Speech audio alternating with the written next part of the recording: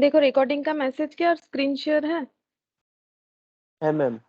अच्छा देखो last class में हम लोगों ने परमुटेशन स्टार्ट किया था, ठीक है। ये देखो परमुटेशन मतलब एक्चुअली परमुटेशन एंड कॉम्बिनेशन हम लोग स्टार्ट करने वाले हैं, बट हम लोगों ने यहाँ पर दो कंसेप्ट देखा था, फंडामेंटल प्रिंसिपल, ठीक है, मल्टीप्लिकेशन रूल और एडिशन रूल्स, ये देखा था, ठीक है। अब इसको अप्लाई करके आज हम लोग अपना स्टडी जो है परमुटेशन कॉम्बिनेशन का स्टार्ट कर सकते हैं, ठीक है। ये देखो यहाँ पर हम लोगों ने ये वाला चेक किया था, मल्टीप्लिकेशन रूल्स और एडिशन रूल्स, ठीक है। अभी फैक्टोरियल क्या होता है ये भी पढ़ेंगे, ठीक है। मतलब ये फैक्टोरियल के अंडर ही था, लेकिन फैक्टोरियल एक तरह का कैलकुलेशंस होता है, वो क्या होता है वो देखेंगे पहले, ठीक है। उसके बाद हम लोग परमुटेशन का properties of permutation, circular permutation with restriction, ये सारा चीज कंप्लीट करेंगे। अच्छा तो पहले देखो यहाँ पर,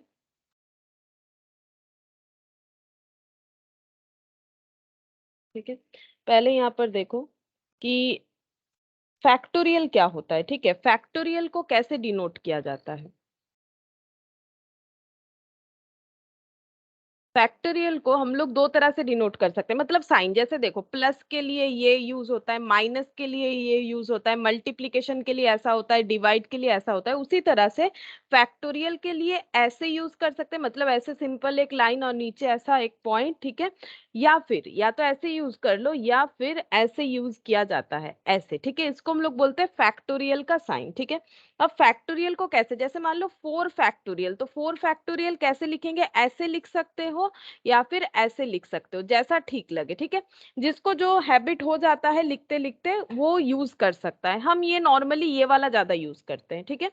अब देखो 4 फैक्टोरियल को हम लोग कैसे लिख, मतलब कैसे इसका कैलकुलेशन कर सकते हैं, ये तो डिनोट करने का तरीका। जैसे मान लो 2+3 ऐसे लिखना पड़ेगा, बट ऐड भी तो करने आना चाहिए, 2+3 क्या होता है वो भी सीखना पड़ेगा।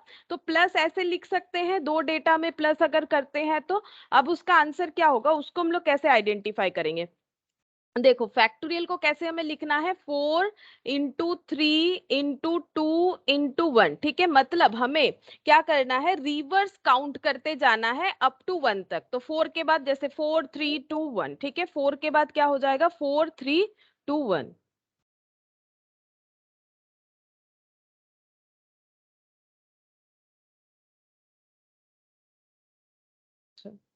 সুবীর কি আমার আওয়াজ পাচ্ছিলে না আমি, তোমার সাথে তখন কমিউনিকেশন হলো না।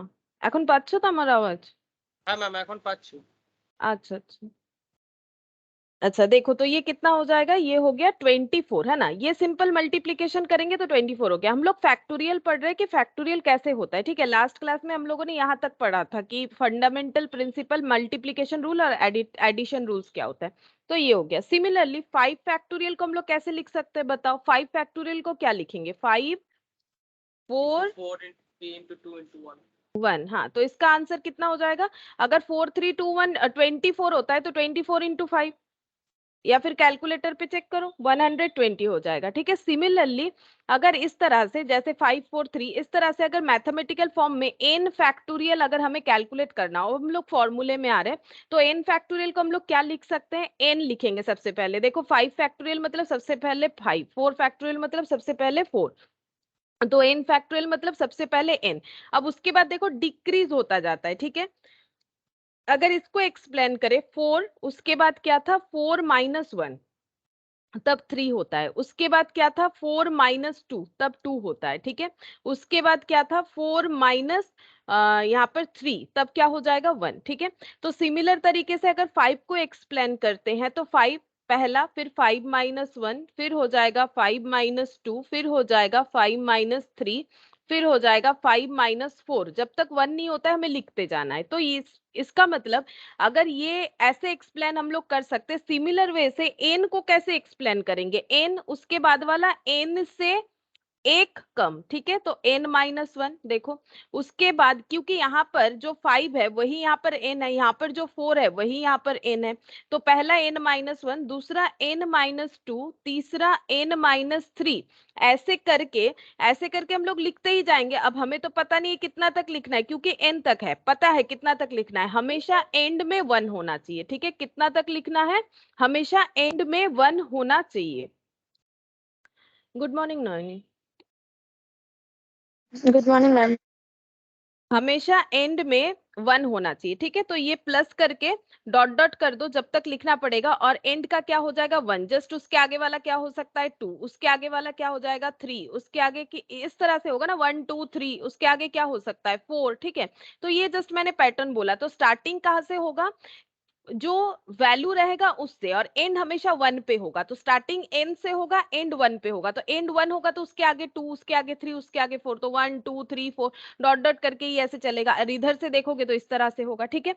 तो इससे हम लोग ये कंक्लूजन ला सकते हैं कि हम लोग इसको एन टर्म में ऐसे डिनोट कर सकते हैं, ठीक है। ये कंसेप्ट हमें पता होना चाहिए, तब कुछ क्वेश्चंस है जो इससे रिलेटेड होगा, तभी हम लोग समझ पाएंगे कि क्यों n-1 हुआ, ठीक है। ऐसे ही नहीं हुआ, ये देखो, ये अगर मुझे उल्टा काउंट करना है, क्योंकि फैक्टोरियल का मतलब यही होता है, अगर मुझे रिवर्स काउंट करना है अप टू 1 तक, चाहे मेरा नंबर जो भी हो, तो n के लिए भी सेम कंसेप्ट एप्लीकेबल होगा, ठीक है। n के लिए भी सेम कंसेप्ट एप्लीकेबल होगा। अच्छा, अब नेक्स्ट देखो, अगर 7 फैक्टोरियल लिखते हैं तो ये क्या हो जाएगा 7 into 6 into 5 into 4 into 3 into 2 into 1, ठीक है। सिमिलरली अगर 6 फैक्टोरियल लिखेंगे तो क्या हो जाएगा 6 5 4 3 2 1, ठीक है। अच्छा, और मान लो यहाँ पर हम लोग लेते हैं यहाँ पर 8 फैक्टोरियल ले लेते हैं, तो ये कितना हो जाएगा 8 7 6 5 4 3 2 1। अब तुम लोग सोच रहे होगे हम बार बार ऐसा क्यों लिख रहे हैं। देखो, अब यहाँ से हमें थोड़ा सा एक शॉर्टकट पता चलेगा। क्या शॉर्टकट पता चलेगा, हम लोग 8 फैक्टोरियल को ऐसे भी लिख सकते हैं, या फिर और एक तरीके से लिख सकते हैं। क्या लिख सकते हैं, ऐसे लिख सकते हैं 8 इंटू, अब देखो ये अगर ले लेते हैं पूरा 7 6 5 4 3 2 1, इसका मतलब क्या 7 फैक्टोरियल है, एक बार देखो 7 6 5 4 3 2 1, क्या इसका मतलब 7 फैक्टोरियल है, हाँ है, इसका मतलब 7 फैक्टोरियल है। तो हम 8 फैक्टोरियल को कैसे लिख सकते हैं 8 इंटू 7 फैक्टोरियल, ठीक है। 8 फैक्टोरियल को हम लोग इस तरह से भी प्रेजेंट कर सकते हैं 8 इंटू 7 फैक्टोरियल। अब इसका क्या जरूरत है, इसका जरूरत इसीलिए है, जैसे मान लो तुम लोग फाइंड आउट करना चाहते हो 18 फैक्टोरियल, तो तुम लोग को कैलकुलेटर में दिखाएगा एरर, ठीक है। मुझे नहीं दिखाएगा, क्योंकि मेरे यहाँ पर जो कैलकुलेटर इसका कैपेसिटी ज्यादा है। ये देखो 18 इंटू 17 16, तुम लोग चेक करके देखो 15 14 13 12 11, ठीक है, फिर 10, मेरा नहीं दिखेगा लेकिन तुम लोग का दिखना चाहिए। देखो तुम लोग अपने कैलकुलेटर पे ट्राई करो, क्योंकि वहां तो तुम लोग को कोई साइंटिफिक कैलकुलेटर नहीं मिलेगा, ठीक है। तुम लोग को नॉर्मल कैलकुलेटर लेके जाना है, साइंटिफिक से एग्जाम देने नहीं मिलेगा, ठीक है।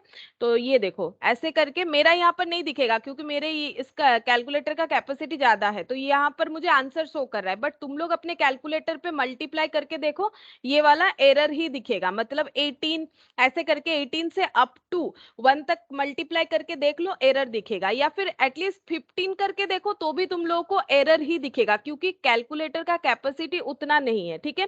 तो हम लोग 18 फैक्टोरियल को कैसे कैलकुलेट करेंगे, अगर हमें क्वेश्चन बोल रहा है कि फाइंड आउट 18 फैक्टोरियल और उसका आंसर हमें कैलकुलेट करने के लिए बोल रहा है, तो हम लोग कैसे कैलकुलेट करेंगे, तो हम लोग इस तरह से कर सकते हैं। इसको हम लोग इस तरह से, ये देखो सॉरी 18 फैक्टोरियल को तो हम लोग डायरेक्टली वैल्यूज में कैलकुलेट नहीं कर पाएंगे, ठीक है। तो ये 18 फैक्टोरियल रख देंगे, क्योंकि हमारे पास कैलकुलेटर का उतना कैपेसिटी नहीं होगा।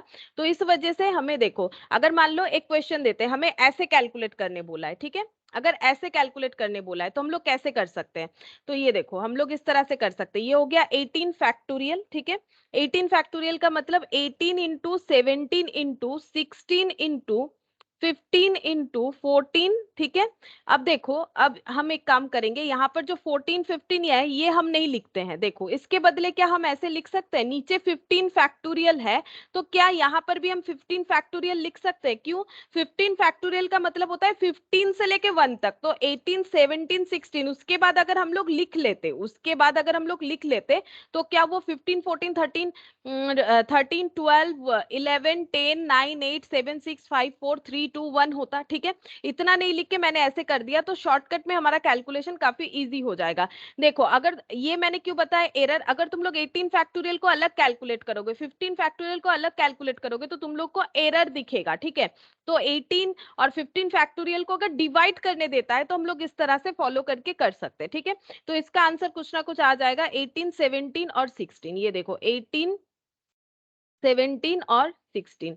तो इसमें आंसर आ जाता है 4896। ठीक है, अच्छा 4896। सिमिलरली अगर मान लो हमें ऐसा क्वेश्चन दे रहा है, क्वेश्चन 2 देखो, 23 और 22, इसको कितना इजीली कैलकुलेट कर सकते हैं? क्या तुम लोग 23 से 1 तक पूरा लिखोगे? नहीं, जरूरत नहीं है।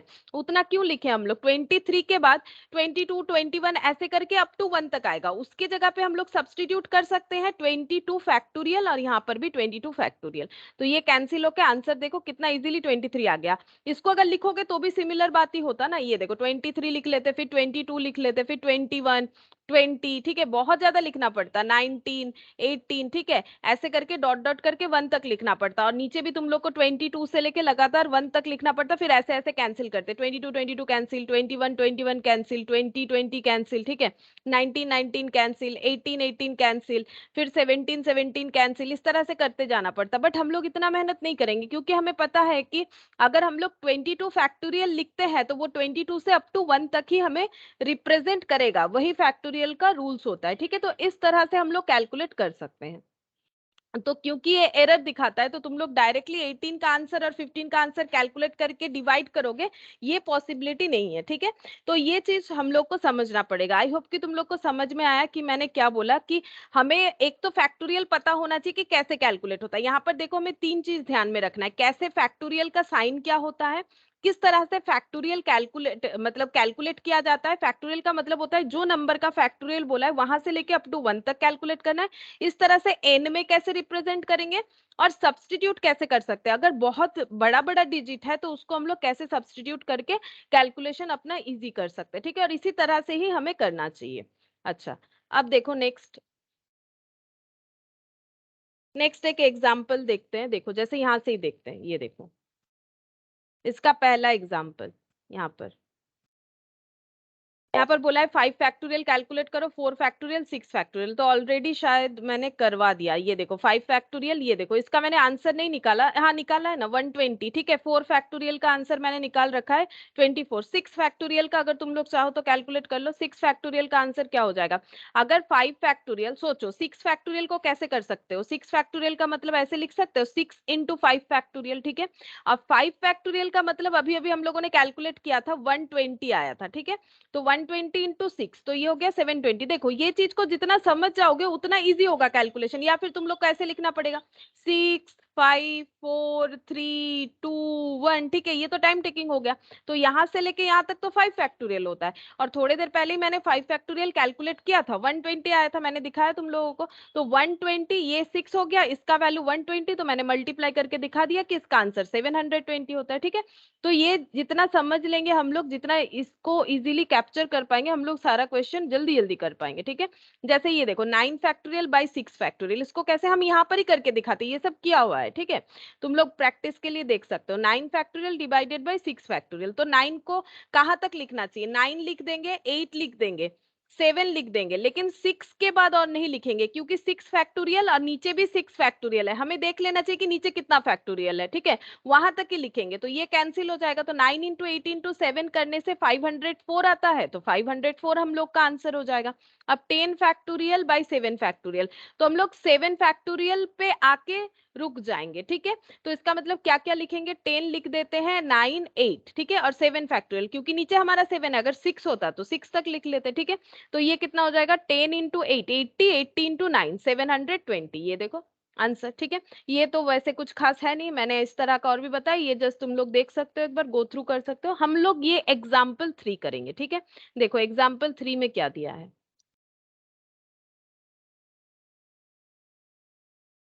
1/9 factorial plus 1/10 factorial equal x/11 factorial, ये दे रखा है। देखो क्या दे रखा है, 1/9 factorial, 1/10 factorial equal x/11 factorial, find x। ठीक है, क्वेश्चन क्या बोला है, इसके बाद क्वेश्चन हमें बोल रहा है फाइंड x कैलकुलेट करो। तो हम लोग कैसे कैलकुलेट करेंगे, देखो जैसे ये 9 फैक्टोरियल है, ये 10 फैक्टोरियल है, तो हम लोग 9 फैक्टोरियल को 9 फैक्टोरियल ही रख देते हैं। 10 फैक्टोरियल को हम लोग कैसे लिख सकते हैं पता है, 10 इंटू 9 फैक्टोरियल, ठीक है, क्योंकि 10 फैक्टोरियल का मतलब क्या होता है, 10 9 8 7 6 5 4 3 2 1, ठीक है। तो 10 के बाद अगर हम लोग डायरेक्टली नहीं लिख के 9 फैक्टोरियल लिखते हैं तो वो भी हमें 9 से लेके मल्टीप्लीकेशन मोड में 1 तक बताता है, ठीक है। और यहाँ पर हो गया 11 फैक्टोरियल। 11 फैक्टोरियल को हम लोग क्या लिख सकते हैं, 11 लिख सकते हैं, 10 लिख सकते हैं, ठीक है, और 9 फैक्टोरियल। तो देखो एक बात, दोनों साइड में हमारा एक चीज कॉमन है कि हमें नीचे 9 फैक्टोरियल मिल रहा है, ठीक है। तो इससे हम लोग क्या कर सकते हैं, 1/9 फैक्टोरियल को कॉमन ले सकते हैं। तो यहाँ पर क्या बचेगा 1, ठीक है। यहाँ पर क्या बच गया 1/10, ठीक है। अच्छा यहाँ पर भी ले लो 1/9 फैक्टोरियल कॉमन, तो क्या बच गया x/11 इंटू 10 मतलब 110, ये बच रहा है, ठीक है। अब हम लोग कैलकुलेशन करते हैं। देखो 1/9 फैक्टोरियल और 1/9 फैक्टोरियल दोनों साइड से हम लोग एलिमिनेट कर देते हैं, तो बचेगा क्या, ये बच रहा है। तो इसका आंसर 11/10, इसका आंसर x/110। अब क्रॉस मल्टीप्लीकेशन कर लो, x equal to 110 into 11 divided by 10 हो जाएगा, ठीक है। तो ये कितना हो गया 121, ठीक है। x का आंसर हो गया 121। तो ये हम लोगों ने क्या सीखा, ये क्यों करवाया मैंने क्वेश्चन, कि अगर ऐसा क्वेश्चन आए तो तुम लोग ये जो प्रोसेस है कि कैसे हम लोग शॉर्टकट में कर सकते हैं उसको अप्लाई कितने अच्छे तरीके से कर रहे हैं हम लोग, ताकि हमारा क्वेश्चन जल्दी हो जाए। क्या हम लोग ये पूरा लिखने से नहीं होता, बिल्कुल होता। 9 8 7 6 5 4 3 2 1 लिखो, फिर उसका इंटू करके देखो आंसर कितना होता है, 11 का भी देखो, फिर उसका एलसीएम करो, क्यों नहीं होगा, जरूर होगा। लेकिन वो कितना टाइम टेकिंग होगा, ठीक है, वो करना बेकार है। इसीलिए हम लोगों को ये देखना पड़ेगा कि हम लोग किस तरह से प्रेजेंट कर सकते हैं। तो ये देखो, क्योंकि हम लोग लास्ट 9 तक ही लिख सकते हैं, है ना, 8 तक तो लिख नहीं सकते। अगर 8 लिखेंगे तो फिर यहाँ पर भी 9 इंटू 8 फैक्टोरियल। तो हम लोगों को क्या करना चाहिए, हर जगह पे जो सबसे कम डिजिट है उस पर रिप्रेजेंट कर देना चाहिए। तो 9 यहाँ पर सबसे कम है, 9 10 11, तो 9 के हिसाब से सबको रिप्रेजेंट कर सकते हैं। 9 फैक्टोरियल 9 फैक्टोरियल, यहाँ भी 9 फैक्टोरियल। यहाँ 9 फैक्टोरियल लिखने के लिए आगे 2 फैक्टर्स लिखने पड़े, यहाँ 1 फैक्टर्स लिखना पड़ा, ठीक है। अच्छा बाकी देखो करते करते हो जाएगा। अच्छा एग्जाम्पल 4, नेक्स्ट हम लोग देखेंगे एग्जाम्पल 4। अच्छा देखो इसमें क्या बोल रहा है, एग्जाम्पल 4 में find n if n plus 1 equal to 30। जैसे मैंने पहले ही बोला फैक्टोरियल का 2 साइन होता है, ये वाला और ये। देखो यहाँ पर ऐसा साइन दे रखा है, तो तुम लोग देख लो कि कैसा 2 तरह का साइन होता है, मैंने पहले बता दिया है, तो इसका टेंशन मत लो कि ये क्या है, ठीक है।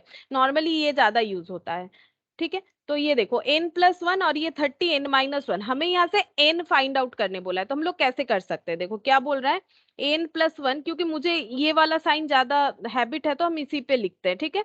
इक्वल यहाँ पर 30 इंटू n-1 फैक्टोरियल दे रखा है, ठीक है। अब देखो यहाँ पर हम सोल्यूशन करके बता सकते हैं, तुम लोग को बताएंगे भी, प्रॉब्लम नहीं है, लेकिन सॉल्यूशन जो करेंगे थोड़ा सा अलग होगा।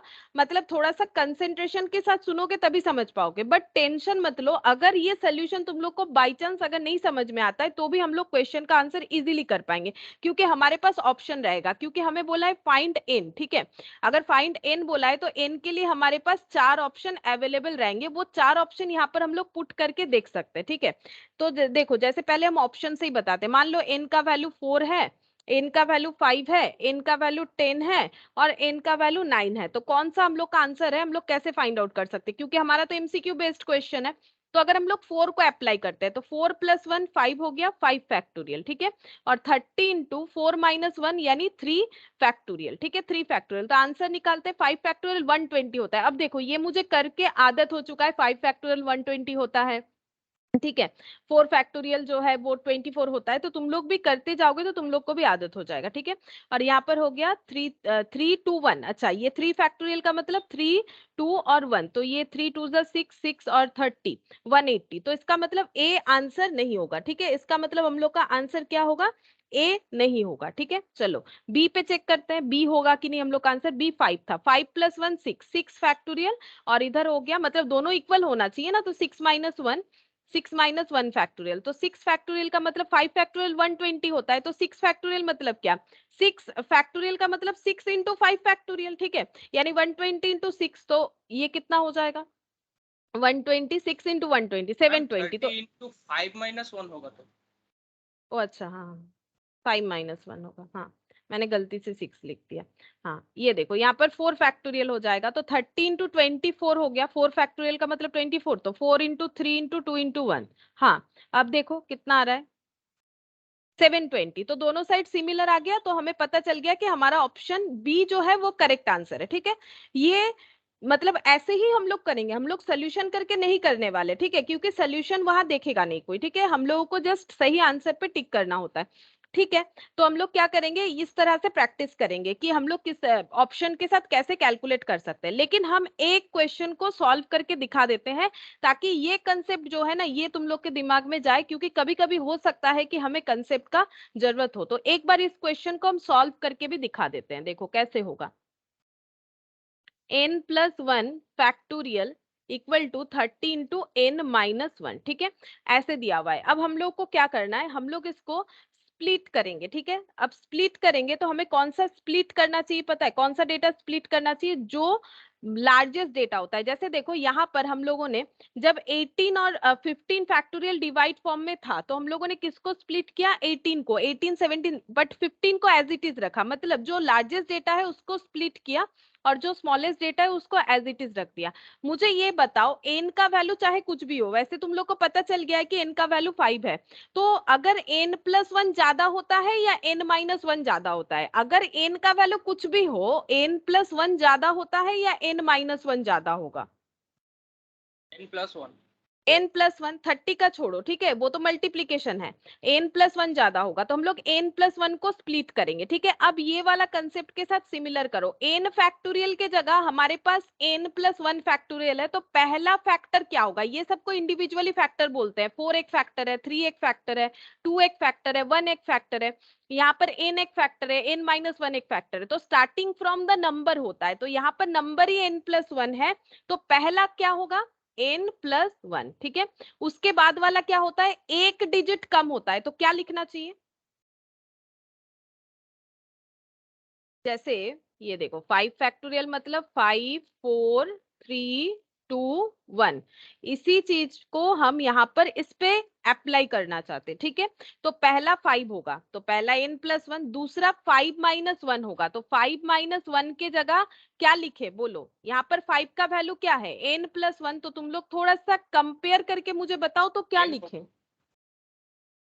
हाँ, n+1-1 लिखेंगे, है ना, n प्लस, ये देखो 5 की जगह n+1, n+1-1, दूसरा क्या लिखेंगे, n+1-2, क्योंकि ये कैसे आया है, ये आया है 5-2 करके, तो 5 का मतलब क्या है यहाँ पर n+1। ठीक है, n+1-2, तो n+1-2 तक ही लिखेंगे, उसका रीजन क्या है, ये देखो ये +1 - 1 कैंसिल हो जाता है, क्या बचता है पता है, बचता है n, और ये अगर हम लोग कैलकुलेशन कर ले तो ये -1 आता है। ठीक है, अगर हम लोग यहाँ तक ही लिखेंगे और आगे लिखना नहीं चाहते हैं, तो यहाँ हमें फैक्टर देना पड़ेगा। जैसे देखो, अगर हम 5 फैक्टोरियल में 5 लिखना चाहते हैं, 4 लिखना चाहते हैं, 3 लिखना चाहते हैं, बट आगे नहीं लिखना चाहते, तो मुझे 2 फैक्टोरियल लिखना पड़ेगा। भले ही 2 × 1 एक ही बात है, बचता 1 है, उससे कोई फर्क नहीं पड़ता, ऐसा मत सोचो। या फिर ऐसे कर दो, अगर ये 6 फैक्टोरियल तक हमें लिखना है, तो हम लोग अगर ये लिख दिया, मैंने 6 × 5 लिख दिया, 4 लिख दिया, ठीक है, और आगे हम लिखना नहीं चाहते, तो मुझे क्या करना पड़ेगा, इसके बाद मुझे यहाँ पर लिखना पड़ेगा, ये देखो, अगर मान लो हम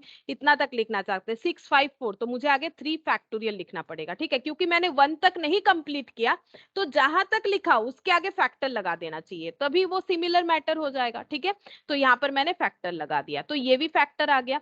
और यहाँ तक ही क्यों लिखा, क्यों मैंने उसके आगे नहीं किया, अब देखो इस लाइन पे तुम लोग को पता चल जाएगा क्यों मैंने आगे नहीं किया, क्योंकि दोनों साइड से n-1 फैक्टोरियल मेरा एलिमिनेट हो जाएगा। ठीक है, एलिमिनेट हो सकता है, तो ये हो गया n × n+1 इक्वल 30। ठीक है, तो हम लोग को ये देखना है कि हम लोग किस तरह से इजीली इसे सॉल्व कर सकते हैं, तो हमें सिमिलर चीजों को ढूंढना पड़ेगा ताकि हमारा एलिमिनेशन हो जाए। जैसे देखो, हमें यहाँ 1/9 फैक्टोरियल को एलिमिनेट कर दिया, क्योंकि फैक्टर जितना रहेगा कैलकुलेशन उतना कॉम्प्लिकेटेड होगा, तो जितना हम लोग कॉम्प्लिकेशंस को कम कर सकते हैं, तो ये हो गया। अब इसको मिडिल टर्म कर लो, मिडिल टर्म कर सकते हो या फिर नहीं भी कर सकते हो, क्योंकि तुम लोग के पास तो ऑप्शन रहेगा। अब अगर मिडिल टर्म करना ही है, तो 30 का मिडिल टर्म करने से देखो कितना आ जाएगा, ये 6 और 5 से हो जाता है। ठीक है, तो यहाँ पर हो गया 6 प्लस, सॉरी प्लस तो नहीं होगा, माइनस होगा, तो n² + 6n - 5n - 30, 0, n + 6 - 5 common ले लो, n + 6, तो n + 6 × n - 5, तो n plus 6 equal 0, n minus 5 equal 0। तो n इक्वल टू -6 और n इक्वल टू 5। लेकिन n का वैल्यू हमारा कभी माइनस नहीं हो सकता, ये आगे जाके हम लोग पढ़ेंगे कि n का वैल्यू कभी भी हमारा नेगेटिव नहीं हो सकता। n जो है वो ऑलवेज क्या होगा, पॉजिटिव ही होगा। ये भी समझा देंगे, आगे देखते हैं क्यों पॉजिटिव होगा। क्योंकि n ऑलवेज पॉजिटिव होगा, इसलिए n का वैल्यू 5 हो जाएगा हमारा, ठीक है, माइनस में नहीं होगा। अच्छा, ये भी समझ जाओगे, आगे हम लोग करते तो समझ जाएंगे हम लोग। तो अभी देखो, अभी तक मैंने परमुटेशन तुम लोग को कुछ नहीं समझाया। परमुटेशन में इस तरह का कैलकुलेशन हमें करना पड़ेगा, इसीलिए मैंने फैक्टोरियल समझाया। अभी तक हम लोग चैप्टर में नहीं गए, हम लोगों ने सिर्फ फैक्टोरियल समझा और लास्ट डे हम लोगों ने प्रिंसिपल, फंडामेंटल प्रिंसिपल समझा था, ठीक है। अब ये दोनों चीजों को अप्लाई करना है परमुटेशन पे, ठीक है। नाउ हम लोग परमुटेशन देखेंगे कि ये है क्या, परमुटेशन चीज क्या है। देखो, परम्यूटेशन, ठीक है। परम्यूटेशन का मेन मतलब होता है कि सिलेक्ट एंड अरेंज,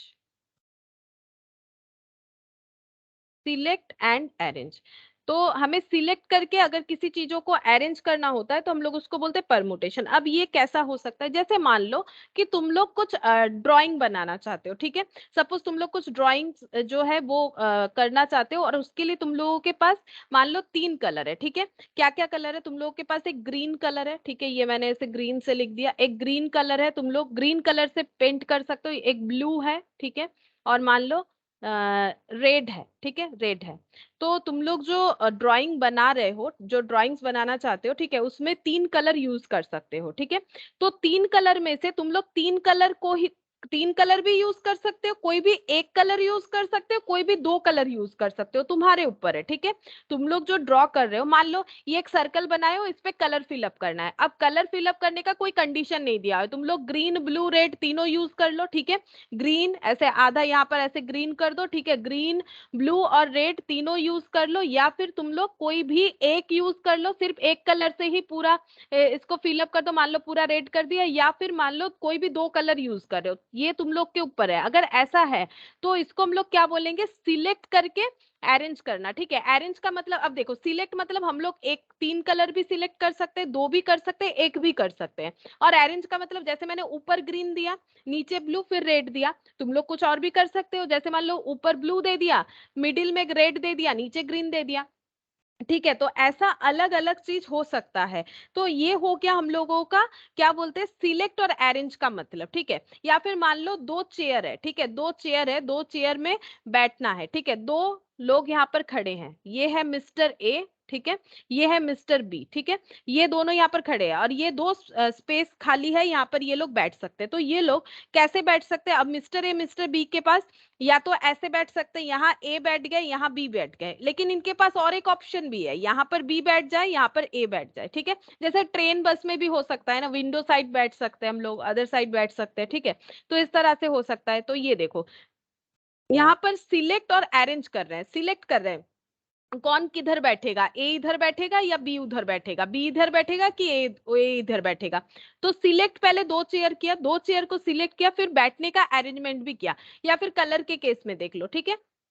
अब ये परमुटेशन क्या होता है, परमुटेशन का मतलब ही होता है चीजों को सिलेक्ट करके अरेंज करना। बट इसका नीड क्या है, हम लोगों को तो ऐसे देख के ही पता चल रहा है। इसका नीड ये है कि जब बहुत सारा चीजों का सिलेक्शन एंड अरेंजमेंट होता है, अब ये 3 कलर है, मान लो ये 3000 कलर है, तब हम लोग ऐसे करके ड्रॉ करके, जैसे अभी ये मैंने 3 कलर बोला है, तुम लोग अलग अलग पैटर्न कैलकुलेट करके मुझे बता सकते हो कि कितने तरह से फिलअप हो सकता है। लेकिन अगर ये 3 के जगह 3000 तो छोड़ो, 300 या 30 कलर भी होगा तो तुम लोग कंफ्यूज हो जाओगे, ठीक है। तो इस वजह से हम लोग क्या यूज करेंगे, परमुटेशन। परमुटेशन एक ऐसा मैथमेटिकल अप्रोच है जो हमें लेंदी चीजों, मतलब ऐसे लेंदी सिलेक्शन और अरेंजमेंट को हमें इजीली करने में हेल्प करेगा, ठीक है। अगर बहुत ज्यादा अमाउंट में हमें सिलेक्शन और अरेंजमेंट करना है तो हम लोग ओरली या ड्रॉ करके नहीं कर सकते, ठीक है। प्रैक्टिकली कर पाना बहुत मुश्किल हो जाएगा, तो इसीलिए हम लोग उसको, मतलब प्रैक्टिकली तो करना पड़ सकता है, वो बात अलग है, लेकिन एक बार में अगर हमें पता करना हो कि कितने तरह का अरेंजमेंट हो सकता है तो हमें परमुटेशन का जो है हेल्प लेना पड़ेगा, ठीक है। अब देखो कितने तरह का हमारा हो सकता है। देखो जैसे यहाँ पर ए और बी, ठीक है, ए और बी ये दोनों कितने तरह से बैठ सकते हैं, ए और बी ये 2 तरह से बैठ सकते हैं। 2 चेयर अगर खाली है तो 2 पर्सन 2 तरह से बैठ सकते हैं, ठीक है। अब इसको हम लोग कैसे दिखाएंगे, इसको परमुटेशन में कुछ इस तरह से दिखाया जाता है। देखो, एन का मतलब हो जाता है 2, ठीक है, आर का मतलब हो जाता है 2। एन का मतलब क्या है? एन का मतलब होता है टोटल नंबर ऑफ थिंग्स, ठीक है। मतलब कोई भी चीज जो टोटल नंबर है, ठीक है, टोटल नंबर ऑफ थिंग्स कितना है? 2 है, ठीक है, 2 है। 2 चेयर में से हमें मिस्टर ए के लिए एक सिलेक्ट करना है, मिस्टर बी के लिए सिलेक्ट करना है, और ये क्या है? सिलेक्शन, ये हो जाएगा selection of things at a time, things at a time, ठीक है। तो यहाँ पर हमें दो दो चीज समझना पड़ेगा, एक एन और एक आर। तो अगर एन का मतलब होता है total number of things, R का मतलब होता है एक बार में कितने चीजों को हमें सिलेक्ट करना है। तो यहाँ पर थिंग्स क्या है? थिंग्स है चेयर, ठीक है। तो टोटल नंबर ऑफ चेयर 2, ठीक है। कितने चेयर सिलेक्ट करने पड़ेंगे? 2 चेयर सिलेक्ट करने पड़ेंगे, ठीक है, तभी तो 2 लोगों को बैठाएंगे। उसी तरह से यहाँ पर अगर कलर का देखो तो मुझे बोलो यहाँ पर एन कितना होगा, आर कितना होगा। अगर हमें तीनों कलर में से कोई भी सिलेक्ट करने के लिए बोला जा रहा है तो एन कितना होगा? एन का मतलब होता है टोटल नंबर ऑफ थिंग्स, और यहाँ पर नंबर ऑफ थिंग्स क्या है? कलर्स है। तो बोलो कितने सारे कलर्स है? कितने सारे कलर्स है? 3। 3, ठीक है। और हमें कितने सारे कलर सिलेक्ट करने? अगर हमें बोल दिया है कि कोई भी तीनों में से कोई भी कलर लेके कर सकते हैं, ठीक है, तो सिलेक्शन ऑफ कलर क्या हो जाएगा? कितने सारे कलर सिलेक्ट करना पड़ेगा?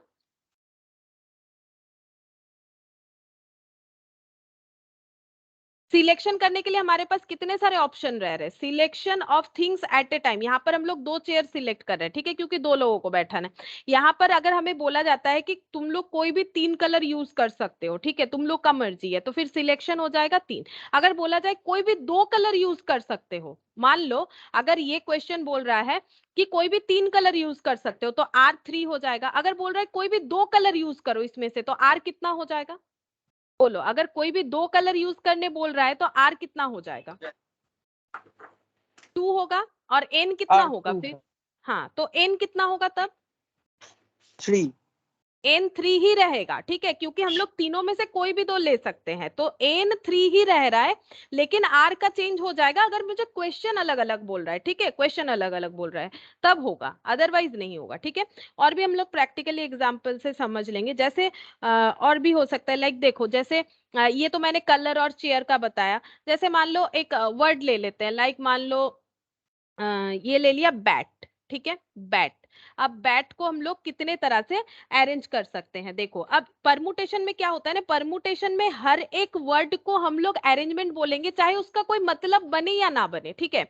अब देखो, ये वर्ड आता है ना तो फिर मतलब का बात आ जाता है। जैसे बैट का मतलब क्या होता है? खेलने वाला बैट मान लो, ठीक है, तो ये बैट है। तो बैट को हम लोग कितने तरह से अरेंज कर सकते हैं? यहाँ पर 3 लेटर है तो हम लोग ऐसे लिख सकते हैं, एक तो बैट लिख सकते हैं, ठीक है, एक लिख सकते हैं BTA, ऐसे लिख सकते हैं, और क्या लिख सकते हैं? और लिख सकते हैं मान लो ABT, ठीक है, और क्या लिख सकते हैं? ATB, ऐसे लिख सकते हैं, और क्या लिख सकते हैं? तीनों वर्ड से जितने तरह का हम लोग बना सकते हैं, तीनों लेटर से जितने तरह का वर्ड बना सकते हैं, लेकिन उसका मीनिंग से हमें कोई लेना देना नहीं। अब BTA कुछ नहीं होता है, मीनिंग का कोई यहाँ पर हाँ बोलो, TAB TBA, तो कितना सारा हो गया? क्या और होगा? 1 2 3 4 5, मुझे नहीं लगता है और होगा। B 2 बार सामने आ गया, A 2 बार सामने आ गया, T 2 बार सामने आ गया, ठीक है, इसका मतलब सारा अरेंजमेंट कंप्लीट हो गया। तो कितना अरेंजमेंट हुआ? 6, ठीक है, 6 अरेंजमेंट हुआ। अच्छा, अब देखो यहाँ पर एन कितना है? हम लोगों ने अरेंज किया। एन मतलब होता है टोटल नंबर ऑफ थिंग्स। यहाँ पर थिंग्स क्या है? वर्ड है। वर्ड क्या क्या है? एक बी है, एक ए है, एक टी है। तो एन का वैल्यू यहाँ पर कितना हो रहा है? 3। 3। और हम लोगों ने एट ए टाइम कितने सारे लेटर को लिए हैं वर्ड बनाने के लिए? वो आर हो जाएगा। Selection of things at a time, एक एक बार में कितने सारे लेटर ले लिए हैं? 2। तो आर का 3। नहीं, हाँ हाँ सॉरी, ठीक बोल रहे हो, 3 होगा, ठीक है, 3 हो जाएगा। अच्छा, अब मानो कि हम ऐसे बोल रहे हैं कि ये जो बैट है इसमें से कोई भी 2 लेटर लेके हमें अरेंजमेंट करना है, ठीक है, कोई भी 2 लेटर लेके हम लोग अरेंजमेंट कर सकते हैं, तो हमारा कितना सारा अरेंजमेंट होगा? ठीक है, तो कोई भी 2 लेटर क्या क्या ले ले? जैसे मान लो हम लोग ले लेते हैं ए और टी, ठीक है, हम लोग जब भी करेंगे ए और टी से ही अरेंजमेंट करेंगे। तो ए और टी से अगर कर रहे हैं, या फिर कोई भी दो अगर लेंगे तो क्या ले सकते हैं? बी टी ले सकते हैं। अच्छा, और क्या ले सकते हैं? टी बी कर सकते हैं। अच्छा, ए टी कर सकते हैं, टी ए कर सकते हैं, अगर कोई भी 2 ले रहे हैं तो बी ए, अच्छा बी ए ए बी, ये भी हो जाएगा। अच्छा, B A A B, B T T B, ठीक है, तो बी का कॉम्बिनेशन कर लिया, ए टी टी ए लिखा है, A T T A B B A सारा लिख लिया, 1 2 3 4 5 6, हाँ सारा लिख लिया। और टी, टी से स्टार्टिंग किया है मैंने, B A B T, check कर लेते हैं, B A B T, B A B T नहीं किया है ना, हाँ किया है, चलो बी ए बी टी एक बार चेक कर लेते सही हो रहा है कि नहीं। बी, ये रहा बी ए बी टी, उसके बाद बी टी, बी टी तो ऑलरेडी कर लिया है, बी ए बी टी, ठीक है। अब A T A B check करते हैं, ए टी ए बी, हाँ हो गया। अच्छा, अब T A T B, T A T B, हाँ चलो सारा ही लिख लिया, मुझे लगा कि कुछ छूट तो नहीं गया इसलिए मैंने चेक कर लिया। अब देखो, अब कितने सारे अरेंजमेंट बन गए, 6, ठीक है, 1 2 3 4 5 6, 6 अरेंजमेंट बन गए। अब मुझे बोलो यहाँ पर एन कितना है और आर कितना है। एन मतलब होता है टोटल नंबर ऑफ थिंग्स, बोलो एन कितना है। N3 और R2। हाँ, N3 है, R2 है, क्योंकि तीन हम लोगों ने तीन में से कोई भी दो लिया है, रैंडमली तीन में से कोई भी दो लिया है, ठीक है।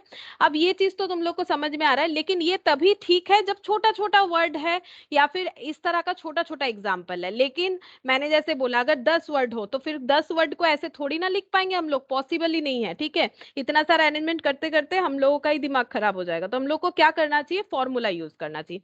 नाउ परमुटेशन का फॉर्मूला हमें क्या बोल रहा है, देखो परमुटेशन का फॉर्मूला हमें कुछ इस तरह से बोल रहा है, परमुटेशन का फॉर्मूला। मैम अपने R=R लिखेছেন। अच्छा, परमुटेशन का फॉर्मूला देखो क्या हो जाएगा, एन पी आर, ठीक है, इसको बोलते हैं एन पी आर, और इसको ऐसे लिखा जाता है N factorial divided by N minus R factorial, ठीक है। ये एन और आर का मतलब तो मैंने बता दिया, ये तुम लोग को याद रखना पड़ेगा, ये फॉर्मूला तुम लोग को याद कर लेना है। और यहाँ पर हम लोग चेक करते हैं कि सच में हमारा 6 अरेंजमेंट आएगा कि नहीं। अगर हम लोग ऐसे करेंगे तो कितने सारे तरीके से हम लोग अरेंज कर सकते हैं वो हमें पता चल जाता है, ठीक है। अच्छा, अब देखो एन पी आर, तो हम लोग यहाँ पर एन का वैल्यू क्या है, 3 है, पी और आर का वैल्यू क्या है, 3 है। देखो हम फॉर्मूला को देख देख के लिख रहे हैं, एन आर, आर का वैल्यू पता है, पी मतलब परमुटेशन, ठीक है।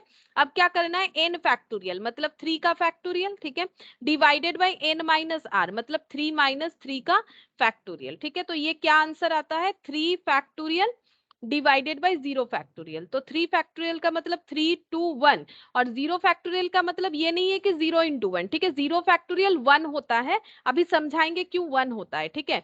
अभी एक बार जस्ट समझो, यहाँ पर 0 आ गया बाई चांस, तो 0 फैक्टोरियल 1 होता है तो ये 6 होगा। ये क्वेरीज रह जा रहा है, अभी बताते हैं कि 0 फैक्टोरियल क्यों 1 होता है।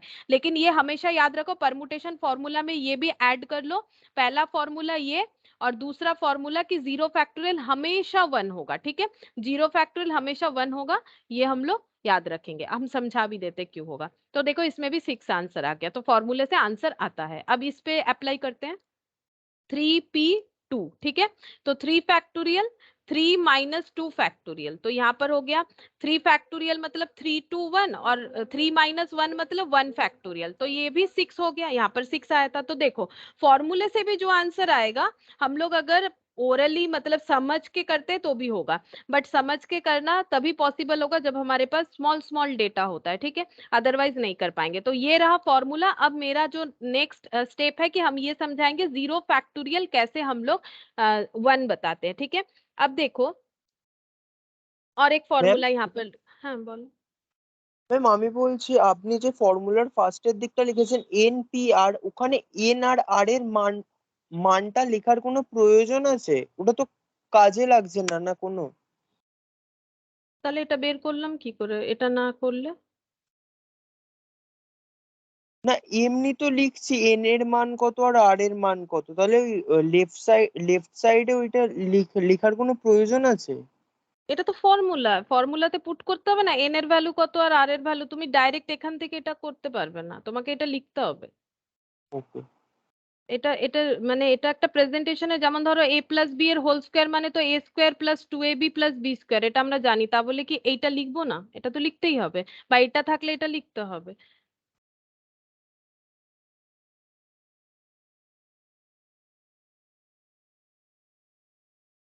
अच्छा, देखो अब एन पी एन, ठीक है। अब हम एक काम करते हैं, तीन फॉर्मूले को ना यहाँ पर लाइन बाय लाइन लिख देते हैं। देखो, एक होता है पहला फॉर्मूला एनपीआर, एनपीआर का मतलब N factorial divided by N minus R factorial, ये तो एक याद रखो तुम लोग, ठीक है। दूसरा एनपीएन, इसका मतलब क्या हो जाएगा, एनपीएन का मतलब हो जाएगा एन फैक्टोरियल। क्यों होता है, देखो एनपीएन का मतलब एन फैक्टोरियल होता है, क्यों होता है, ये देखो एन फैक्टोरियल, इस पे अप्लाई करो, एनपीआर की तरह इस पे भी अप्लाई करो, तो n माइनस एन हो जाएगा ना। तो n माइनस एन मतलब क्या होता है, जीरो फैक्टोरियल, और अभी अभी मैंने बोला जीरो फैक्टोरियल मतलब वन, तो ये वन हो जाएगा। ये कैसे वन होता है मैंने समझाया, लेकिन उसके लिए तुम लोग को ये भी समझना पड़ेगा कि जीरो फैक्टोरियल कैसे वन होता है, वो भी बताएंगे, ठीक है। तो एक ये फॉर्मूला, दूसरा ये फॉर्मूला, और थर्ड हो जाता है जीरो फैक्टोरियल का मतलब वन। अभी तक मैंने इतना बताया। अब हम लोग सीखेंगे कि जीरो फैक्टोरियल वन क्यों होता है, ठीक है। अच्छा, अब देखो, N P R equal to N P N तब होगा, सुनो, एन पी आर का वैल्यू एन पी एन कब होगा, अगर आर इक्वल टू एन है। मतलब देखो, यहां पर से तुम लोगों को इस क्वेश्चन का आंसर मिल जाएगा। यहाँ एन भी 3 था, आर भी 3 था, इसीलिए तुम लोग का 3p3 हुआ था, ठीक है। और यहाँ पर देखो n3 था, r2 था, इसीलिए तुम लोग का 3p2 हुआ था। तो इसका मतलब एन पी एन और एन पी आर ये बराबर कब होंगे, जब आर और एन इक्वल होगा, ठीक है। अगर आर इक्वल टू एन है या फिर एन इक्वल टू आर है, जो भी बोलो, अगर actually R equal to N होना चाहिए, ठीक है। अगर आर का वैल्यू एन है, एन के बराबर है, मतलब जितने सारे थिंग्स है उतने सारे ही हम लोग सिलेक्ट कर रहे हैं, कुछ छोड़ नहीं रहे। जैसे यहाँ पर दो लिया एट ए टाइम, लेकिन तीन था टोटल, लेकिन तीन में से अगर तीन ही ले रहे हैं तो एन और आर तीनों दोनों बात जो है एक हो जाएगा। तो अगर हम लोगों का आर और एन का वैल्यू इक्वल होता है तो एनपीआर जो है वही एनपीएन हो जाएगा, क्योंकि आर के जगह पे एन आ जाएगा, ठीक है, या फिर एन के जगह पे आर आ जाएगा। अब हम लोग इसको ऐसे लिख सकते हैं, ये देखो, N P N equal to क्या होगा, एनपीएन, अभी अभी मैंने यहाँ पर दिखाया भी था, एनपीएन इक्वल टू क्या होगा, तो एनपीआर को मैंने एनपीएन लिख दिया, ठीक है। एनपीआर से, ये देखो एक्चुअली ऐसे करना चाहते हैं, NP R equal to N P N if R equal to N, अगर ऐसा होता है तो, ठीक है।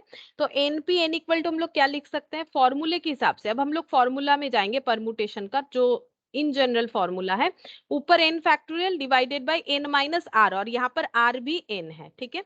तो ये हो गया। अब लिखते हैं N P N equal to N factorial divided by zero factorial, ठीक है, जीरो फैक्टोरियल हो गया। अच्छा, अब एनपीएन का मतलब क्या होता है, एनपीएन का मतलब एन फैक्टोरियल होता है, ठीक है। ये प्रूफ का जरूरत नहीं, हम जस्ट समझा रहे, क्योंकि बहुत से लोगों को क्वेरीज रहता है जीरो फैक्टोरियल कैसे वन हो गया। अब एनपीएन का मतलब एन फैक्टोरियल होता है, इसके जगह हम लोग लिख सकते हैं एन फैक्टोरियल, ये हो गया N factorial by zero factorial.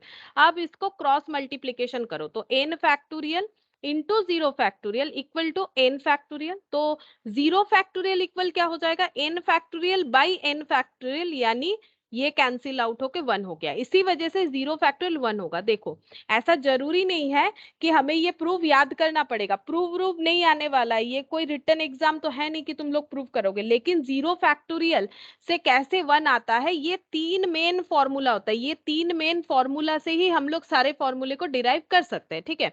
और भी बहुत सारे फॉर्मूले हो सकते हैं, बट हमारे लिए अभी इतना ही काफी है। तो एनपीआर ये मेन फॉर्मूला है, जिससे हम लोगों ने देखा कि हम लोग जो ओरली फाइंड आउट कर रहे हैं कितने तरीके से सिलेक्ट और अरेंज कर सकते हैं, उसके लिए हम लोग ये फॉर्मूला यूज कर सकते हैं, ठीक है। अब एनपीएन कब एन फैक्टोरियल होता है, एनपीएन तब एन फैक्टोरियल होता है जब एन और आर इक्वल होता है। जैसे देखो, यहाँ पर 3p3, तो 3p3 को हम लोग इस तरह से डिराइव नहीं करके डायरेक्टली ऐसे लिख सकते 3p3 मतलब 3 फैक्टोरियल फॉर्मूले से, क्योंकि npn मतलब n फैक्टोरियल होता है। क्यों ऐसा होता है, क्योंकि नीचे जीरो आ जाता है, तो बचेगा क्या, नीचे वन, और वन रहने से वन से वन कैंसिल होके तो 3 फैक्टोरियल ही बचेगा ना। तो इसीलिए देखो npn का मतलब n हो जाता है, n फैक्टोरियल हो जाता है, ठीक है। अब मैंने क्या दिखाया, मैंने यहाँ पर ये प्रूफ किया कि npr से कैसे हम लोग zero factorial equal to one proof कर सकते हैं, ये तीनों फॉर्मूले को लगातार यूज करके। एनपीआर का वैल्यू एनपीएन हो जाएगा अगर आर और एन बराबर होंगे, ठीक है, तो आर की जगह एन पुट कर दिया। अब इसका मतलब इस फॉर्मूले पे डिराइव कर दिया, ठीक है, तो ये जीरो आ गया एनपीएन। अब एनपीएन से ये पुट कर दिया, और यहां से प्रूव हो गया कि जीरो फैक्टोरियल का मतलब वन होता है, ठीक है, जीरो फैक्टोरियल का मतलब वन होता है। बाकी प्रूव नहीं आएगा, लेकिन मैंने एक बार बता दिया। अच्छा, अब देखो, यहाँ पर अब हम लोग मेन क्वेश्चन में चलते हैं, जैसा क्वेश्चन हमें नॉर्मली एग्जाम में पूछा जाता है। ठीक है, जैसे देखो पहला ये, अच्छा ये देखो कुछ एग्जांपल्स हैं। Evaluate each of the following, ये तुम लोग कर पाओगे। देखो 5p3 ये इजीली कर पाओगे, फॉर्मूला लगाओगे 5 factorial divided bye 5 minus 3 factorial. ठीक है, तो यहाँ पर हो गया 5 फैक्टोरियल डिवाइडेड बाय 2 फैक्टोरियल। तो 5 4 3 और 2 फैक्टोरियल यहाँ पर लिख देते हैं, ये 2 फैक्टोरियल कैंसिल कर दो, ये कितना हो गया 60। ठीक है, ये देखो 60 आ जाएगा।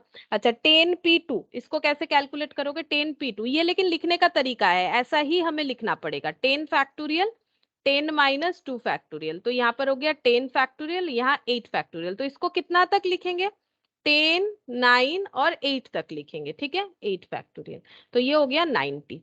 ये देखो ये 90 हो जाएगा। 11p5 तो इसको कैसे डिराइव करेंगे, 11 फैक्टोरियल डिवाइडेड बाय 11 माइनस 5। इससे देखो हमारा फॉर्मूले का प्रैक्टिस हो रहा है। ठीक है, तो यहाँ पर 11 माइनस 5 कितना होता है, 6 होता है। तो 11 10 9 8 7 और यहाँ पर 6 factorial divided bye 6 factorial cancel कर दो। 11 10 9 8 7 कितना होता है, मल्टीप्लाई 11 10 9 8 7 मल्टीप्लाई करने से इतना आएगा। तो ये तुम लोग कैलकुलेटर पे कर सकते हो। देखो अब ऑप्शन के ऊपर डिपेंड करता है। अगर मान लो तुम लोग के पास क्वेश्चन में आंसर का ऑप्शन दे रखा है 11 10 9 8 7 सिर्फ ऐसे लिख रखा है, तो तुम लोग उस पर टिक कर दो। और अगर ये दे रखा है तो तुम लोग कैलकुलेटर लो अपना, मल्टीप्लाई करो और चेक करो कि कितना आ रहा है। तो ये आ जाएगा 55,440 जो तुम लोग का आंसर हो जाएगा। ठीक है, तो इससे देखो हम लोग फॉर्मूला एक बार प्रैक्टिस कर लिए कि एनपीआर को कैसे हम लोग डिराइव करते हैं। एनपीआर का मतलब N factorial divided by N minus R factorial. ठीक है, ये याद कर लो।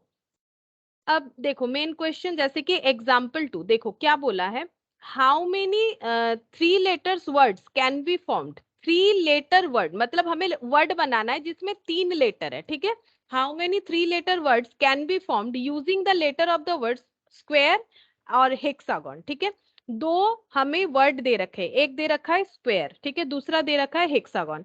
अगर हमें 3 लेटर का वर्ड बनाना है तो कितने सारे ऐसे बना सकते हैं। अच्छा पहला देखो,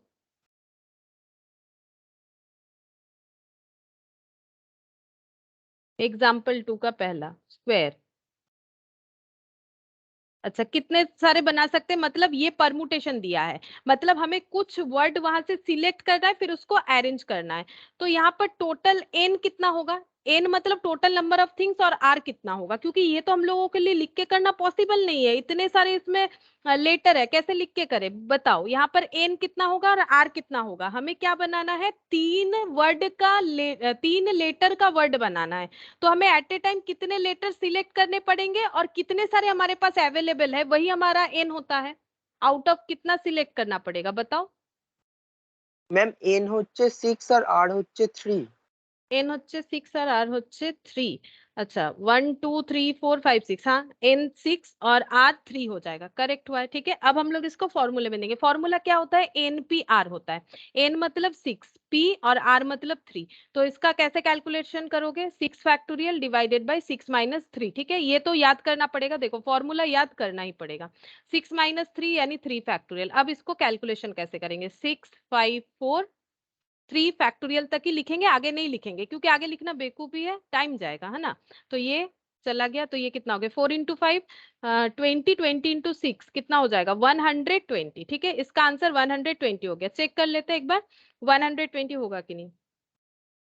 हाँ 120। अच्छा सिमिलर क्वेश्चन ही होगा लेकिन वर्ड अलग हो गया। ठीक है, सिमिलर क्वेश्चन ही बोला है कि 3 वर्ड का लेटर 3 लेटर से वर्ड बनाना है, लेकिन यहाँ पर जो वर्ड है वो चेंज हो जा रहे हैं। हेक्सागन, हेक्सागन से सिलेक्ट करना है। यहाँ पर बताओ एन कितना होगा और आर कितना होगा, क्वेश्चन सेम है। ম্যাম n7 আর r3। एन 7 आर 3, तो फिर से एन पी आर फॉर्मूले पे अप्लाई करो, 7 पी 3। तो यहाँ पर 7 फैक्टोरियल, यहाँ पर 7 माइनस 3 फैक्टोरियल, तो ये हो जाएगा 7 फैक्टोरियल और 7 माइनस 3 कितना होता है 4 हो जाएगा। ठीक है, तो 7 6 5 और 4 का फैक्टोरियल, तो यहाँ पर 4 फैक्टोरियल। तो 6 इंटू 5 30, 30 इंटू 7 कितना होता है 210, शायद 210 ही होता है। 210 ही होगा, एक बार चेक कर लेते हैं। 210 हो गया, ठीक है। अच्छा नेक्स्ट देखो क्या बोल रहा है, example 3, in how many different ways can 5 person stand in a line for a group photograph, ठीक है। 5 लोग एक ग्रुप में फोटोग्राफ लेना चाहते हैं तो वो कितने अलग अलग तरीके से खड़े हो सकते हैं, ठीक है, ये पूछ रहा है। तो जैसे आजकल तो सब बहुत ज्यादा फोटो वोटो लेते हैं, जो भी हो, ठीक है। तो देखो, तो जैसे मान लो 3 दोस्त है, ठीक है, A B C 3 दोस्त है, ठीक है, ये चाहते हैं कि ये ग्रुप में फोटो ले, तो अब ये कैसे मतलब खड़े हो सकते हैं, देखो ABC ऐसे हो सकता है, या फिर मान लो ये यहाँ पर बी बोल रहा है, ए बोल रहा है हम मिडिल में खड़े होंगे, तुम लोग मेरे आसपास हो जाओ, ठीक है। अब बी मिडिल, ए मिडिल में है, इधर ए सी है, इधर बी है, या फिर ए ऐसे बोल सकता है नहीं नहीं बी को इधर भेज दो, ठीक है, बी को इधर भेज दो और सी को इधर, इस तरह से अलग अलग अरेंजमेंट हो सकता है, ऐसा ही एक क्वेश्चन पूछा है हमें, ठीक है। तो ये बताओ कि हमारे पास एन और आर का वैल्यू क्या होगा, एन और आर का वैल्यू क्या होगा, कितने लोग हैं, और यहाँ पर बोला इन how many different ways can 5 person stand in A line for a group photograph, तो कितने लोगों, टोटल कितने लोग हैं जिनको हमें अरेंज 3। करना पड़ेगा ना, 3 तो ना 5 तो 5 है, সরি ম্যাম, সরি। 5, तो আমি n 5 होता, এক্সাম্পলটা দেখে বলছিলাম। ও আচ্ছা আচ্ছা, হ্যাঁ এখানে যদি বলো, হ্যাঁ এখানে 3, अच्छा अच्छा এটাই বলে দাও, এখানে n n का वैल्यू 3 और r का वैल्यू यहाँ पर क्या होगा, एट ए टाइम कितने लोगों को लेके हमें फोटोग्राफ के लिए खड़ा करना है, 3। 3 लोगों को ही खड़ा करना है, ठीक है। और यहाँ पर अब इसके हिसाब से अगर हम लोग चलते हैं क्वेश्चन के हिसाब से, तो यहाँ पर n 5 हो जाएगा और r भी कितना होगा, बोला है सभी लोगों को लेके फोटो लेना है, তো আরও 5।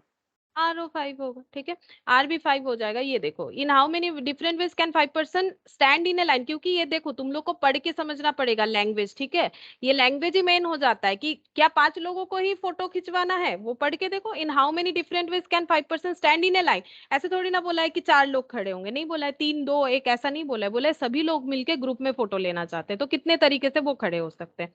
तो यहाँ पर हो गया NPR, इस हिसाब से 5P5, और 5P5 को हम लोग दो तरह से बता सकते हैं, एक तो हम लोग फॉर्मूले के हिसाब से बोल सकते हैं 5P5 मतलब 5 फैक्टोरियल होगा, ये देखो NPN मतलब n फैक्टोरियल होता है, क्यों होता है, क्योंकि नीचे जीरो आ जाता है ना, नीचे जीरो आ जाता है, और अगर पहले वाले फॉर्मूले से भी करोगे तो बात एक ही है, बात एक ही है, देखो तो शॉर्टकट यूज करने से जल्दी होगा, है ना, तो बात एक ही है 5 फैक्टोरियल हो, अब इतना नहीं करके हम लोग ये लिख सकते हैं ना, और 5 फैक्टोरियल का मतलब 120, मतलब 120 वेज से ये लोग फोटो के लिए, ग्रुप फोटो के लिए खुद का अरेंजमेंट कर सकते हैं कि कौन किधर खड़ा होगा, कौन लेफ्ट में जाएगा, राइट में जाएगा, साइड में जाएगा, मिडिल में जाएगा, ठीक है। तो ये देखो ये 120 क्या हम लोग खुद ड्रॉ करके कर सकते हैं, नहीं कर सकते, ठीक है। अच्छा नेक्स्ट देखो एग्जाम्पल 4,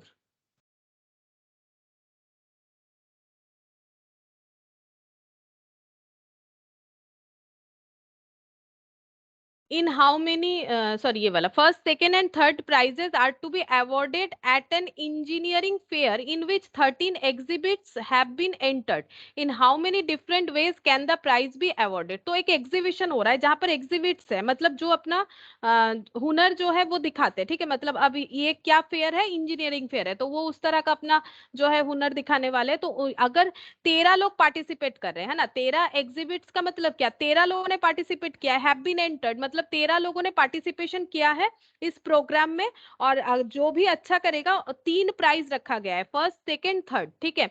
तो कितने तरह से हम लोग प्राइज दे सकते हैं, मतलब हम लोग कितने तरह से लोगों को प्राइज डिस्ट्रीब्यूट कर सकते हैं, मान लो एक क्लास में 3 बच्चे हैं, ठीक है, अगर 3 बच्चे हैं तो एक फर्स्ट होगा, एक सेकंड होगा, एक थर्ड होगा, अब कौन होगा वो हम लोग कैसे आइडेंटिफाई कर सकते हैं, अब उसका तो कोई क्राइटेरिया हो सकता है, ठीक है, लेकिन मान लो कि पहले A B C 3 बच्चे हैं, ए फर्स्ट हो सकता है, ए सेकंड हो सकता है, ए थर्ड हो सकता है, इस तरह से हम लोग आइडेंटिफाई करते हैं ना, तो उसी तरह से अगर ए फर्स्ट होगा तो B C में से कोई एक सेकंड होगा, कोई थर्ड होगा, या फिर मान लो B सेकंड हुआ, C थर्ड हुआ, या फिर मान लो C सेकंड हुआ, B थर्ड हुआ, ऐसे कुछ भी हो सकता है।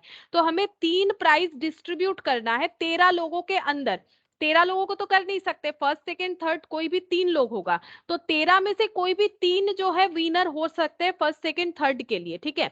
तो यहाँ पर हम लोग कितने तरह से अरेंज कर सकते हैं, सिलेक्ट कर सकते हैं लोगों को, और उनमें प्राइज को डिस्ट्रीब्यूट कर सकते हैं, तो एन और आर का वैल्यू बताओ क्या होगा। मैम एन होगा 13 और आर होगा 3। हाँ आर होगा 3, क्योंकि 13 लोग, टोटल 13 लोगों में से कोई भी 3 लोग फर्स्ट सेकंड या थर्ड होंगे, तो 13 में से कोई भी 3, ठीक है। तो एन पी आर, तो ये हो गया 13p3। আচ্ছা যাওয়ার সময় ওই গিয়ে ফেলে দিয়ে আসতে পারবো না? ওইটা হবে না না? আর প্যাকেট কোথায় রাখা? মিউট করে নাও না একটু। 13, 12, 11 Sorry, ma'am. और 10, ठीक है। अच्छा ये हो गया 10 फैक्टोरियल। अच्छा 13 इंटू 12 इंटू 11, अब ये कितना होता है देखना पड़ेगा।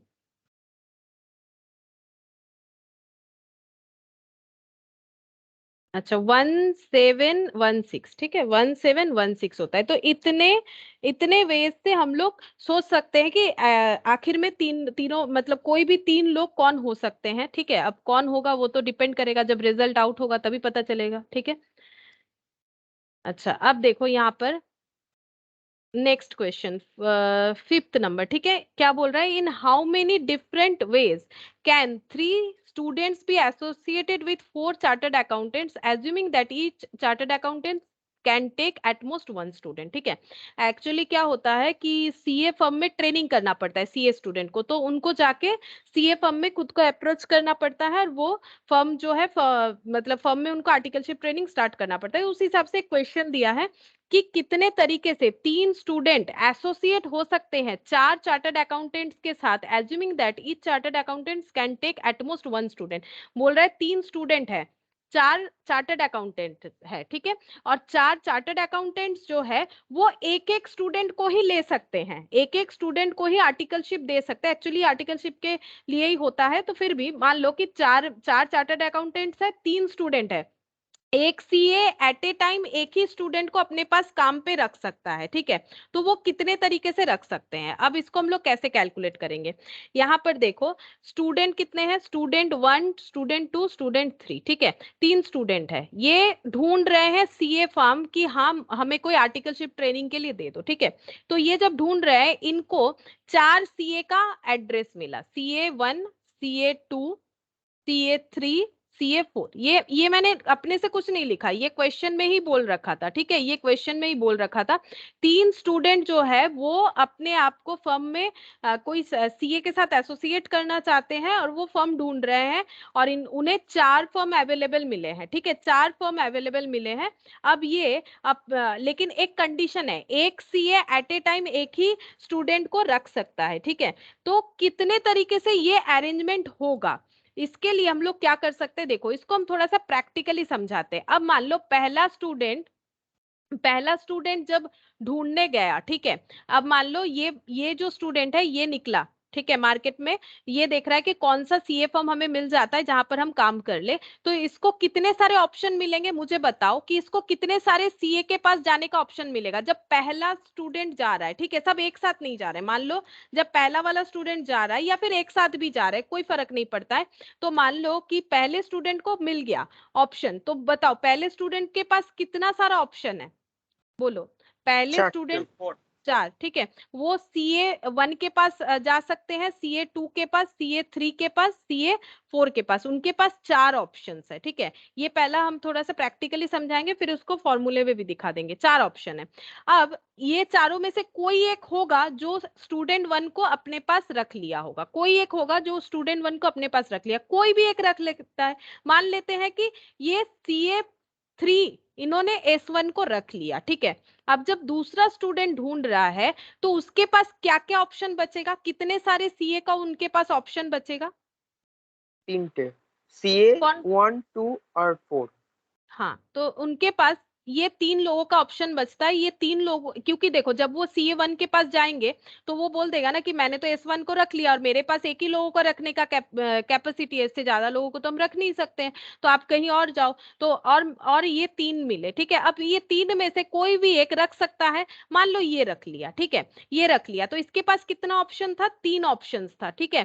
3 ऑप्शन में से कोई भी एक जगह में खुद को एसोसिएट वो कर सकता था, तो फिर वो CA1 में एसोसिएट हो गया खुद, ठीक है। अब ये S3, इसके पास क्या क्या ऑप्शन बचा? 2 ही ऑप्शन बचा, या तो CA2 के पास चले जाओ या तो CA4 के पास चले जाओ। इसके पास ऑप्शन बच गया 2 ऑप्शंस, ठीक है, 2 ऑप्शंस बच गया। अब यहाँ पर ऑप्शंस को किया जाता है मल्टीप्लाई, यानी कितने तरीके से हम लोग ये वाला मतलब कितने तरीके से ये स्टूडेंट CA फॉर्म में खुद को एसोसिएट कर सकते हैं। 4 into 3 into 2 24। अब इसको हम फॉर्मूले में भी दिखाते हैं। तो फॉर्मूले के लिए पहले तुम लोग बताओ एन का वैल्यू क्या होगा, आर का वैल्यू क्या होगा, ठीक है। एन और आर का वैल्यू क्या होगा? एन का मतलब होता है टोटल नंबर ऑफ थिंग्स, यहाँ पर थिंग्स क्या है? सीए। सीए को हमें सिलेक्ट करना है, स्टूडेंट के पास ऑप्शन है वो कौन से सीए के पास जाके खुद को एसोसिएट करेंगे। तो एन का वैल्यू कितना हो जाएगा? এন ম্যাম 3 আর আর হচ্ছে 4। কেন বলো, এন কেন 3 হলো? ম্যাম এন মানে হচ্ছে নাম্বার অফ স্টুডেন্ট। না, স্টুডেন্ট তো সিলেক্ট করছে, স্টুডেন্ট সিলেক্ট করছে सीए দেরকে না, ও এ দেখো। R3 होगा। हाँ, उल्टा होगा। देखो हमें क्वेश्चन पढ़ के समझना पड़ेगा। ये देखो, 3 students can be associated, 3 student कैसे एसोसिएट हो सकते हैं ये चारों में से किसी एक के साथ, है ना। तो ऑप्शन किसके पास है? स्टूडेंट के पास है, वो ढूंढने गए थे, ठीक है। तो उनके पास कितना टोटल 4 ऑप्शन था, ठीक है, टोटल 4। और यहाँ पर क्या हो जाएगा? 3 आर। एट ए टाइम कितना हो सकता है? एट ए टाइम यहाँ पर 3 का सिलेक्शन हो सकता है। तो यहाँ पर क्या हो जाएगा? एन पी आर मतलब 4p3। तो इसीलिए मैंने थोड़ा सा इसको प्रैक्टिकली समझाया, क्योंकि इसमें बहुत कंफ्यूजन होता है, लोगों को लगता है कि n3 हो जाएगा, ठीक है। ये सिर्फ मतलब ये ऐसा नहीं कि इसी बार कोई मुझे ऐसा बोल रहा है, ऐसा नहीं है कि शुभजीत ने ही बोला, ऐसे बहुत बहुत बार होता है क्लास में कि ये वाला आंसर ऐसे ही आता है मेरे पास। इसीलिए मैंने ये थोड़ा सा प्रैक्टिकली समझाया, ठीक है। और एक बात हमेशा याद रखो कि एन जो है बताते हैं, ठीक है, ये पहले कंप्लीट कर लेते हैं। ये हो गया 4 into 3 into 2 into 1, तो ये हो जाएगा हम लोग का 24। एक्चुअली क्या होता है, एन जो है वो always greater than equal to R होता है। N always greater than equal to R होगा। अगर कभी तुम लोग को ऐसा लगता भी है ना कि एन का वैल्यू आर से कम हो रहा है, तो तुम लोग गलत क्वेश्चन को पढ़ रहे हो या गलत समझ रहे हो, कुछ तो रीजन होगा, इसीलिए तुम लोग ऐसा सोच रहे हो। क्योंकि कभी भी एन जो है वो आर से कम नहीं हो सकता। क्यों नहीं हो सकता है? उसका रीजन सुनो। एन होता है टोटल चीज, ठीक है, टोटल में से हम लोग क्या सिलेक्ट कर सकते हैं? अगर मेरे पास 5 पेन है तो हम 5 में से 5 पेन सिलेक्ट कर सकते हैं, 4 कर सकते हैं, 3 कर सकते हैं, 2 कर सकते हैं, 1 कर सकते हैं। लेकिन ऐसा तो नहीं हो सकता हम 5 में से 6 पेन सिलेक्ट कर ले, नहीं कर सकते। तो आर का मतलब होता है कितना सिलेक्ट कर रहे हैं आउट ऑफ एन, है ना। तो ये कभी भी पॉसिबल नहीं होगा कि हम लोग 3 में से 4 को सिलेक्ट कर ले, ठीक है। इसी वजह से एन का value always greater than equal to R होता है, क्योंकि एन जो है, एन हमारा टोटल नंबर ऑफ थिंग्स होता है, ठीक है। एन हमारा टोटल नंबर ऑफ थिंग्स होता है। तो कभी भी अगर ऐसा लगे तुम लोगों को कि तुम लोग एन कम ले रहे हो, आर ज्यादा ले रहे हो, तो सोचो कि कुछ तो गलत पढ़ रहे हो, ठीक है। इसलिए मैंने यहाँ पर देखो इस तरह से प्रैक्टिकली समझाया। ऑप्शन किसके पास है?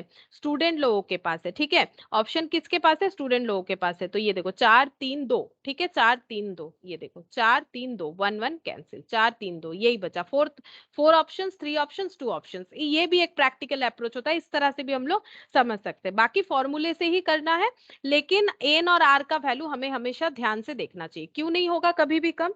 कभी भी कम इसीलिए नहीं होगा क्योंकि टोटल से सिलेक्शन कभी भी कम नहीं हो सकता है, ठीक है। सॉरी, टोटल, हाँ, टोटल से सिलेक्शन कभी भी कम नहीं हो सकता है, तो इसीलिए। अच्छा, अब देखो एग्जाम्पल 5 तो हो गया हम लोग का, एग्जाम्पल 6 देखो। अच्छा, क्या बोल रहा है? If 6 times the number permutations of n things taken 3 at a time, ठीक है, 6 times मतलब 6 गुना the number permutations of n things taken 3 at a time. Permutation करना है हमें n थिंग्स का, total number of things n है, taken 3 at a time मतलब np3 इज इक्वल टू, ये इक्वल है to 7 times the number of permutation of n minus 1 things taken 3 at a time. देखो इसको हमें लिखना पड़ेगा। पहले हम लोग को देखना है परमुटेशन कितने कितने का करने बोला है। परमुटेशन यहां से पढ़ते हैं, permutation of n things taken 3 at a time. पहले ये देखते हैं इसको कैसे रिप्रेजेंट कर सकते हैं। इसको ऐसे लिखेंगे, permutation of n things taken 3 at a time, ये होता है, ठीक है। अच्छा, नेक्स्ट यहाँ पर देखो, permutation of n minus 1 things taken 3 at a time, इसका मतलब क्या होता है? देखो इसका मतलब होता है permutation of n things n minus 1 things taken 3 at a time, ये ऐसे हो जाएगा। ठीक है, ये दोनों का मतलब हमें पता चल गया। अब पढ़ो, if 6 times the number,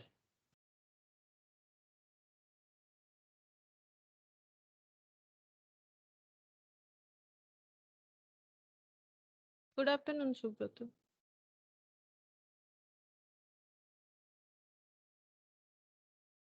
good afternoon Subrat,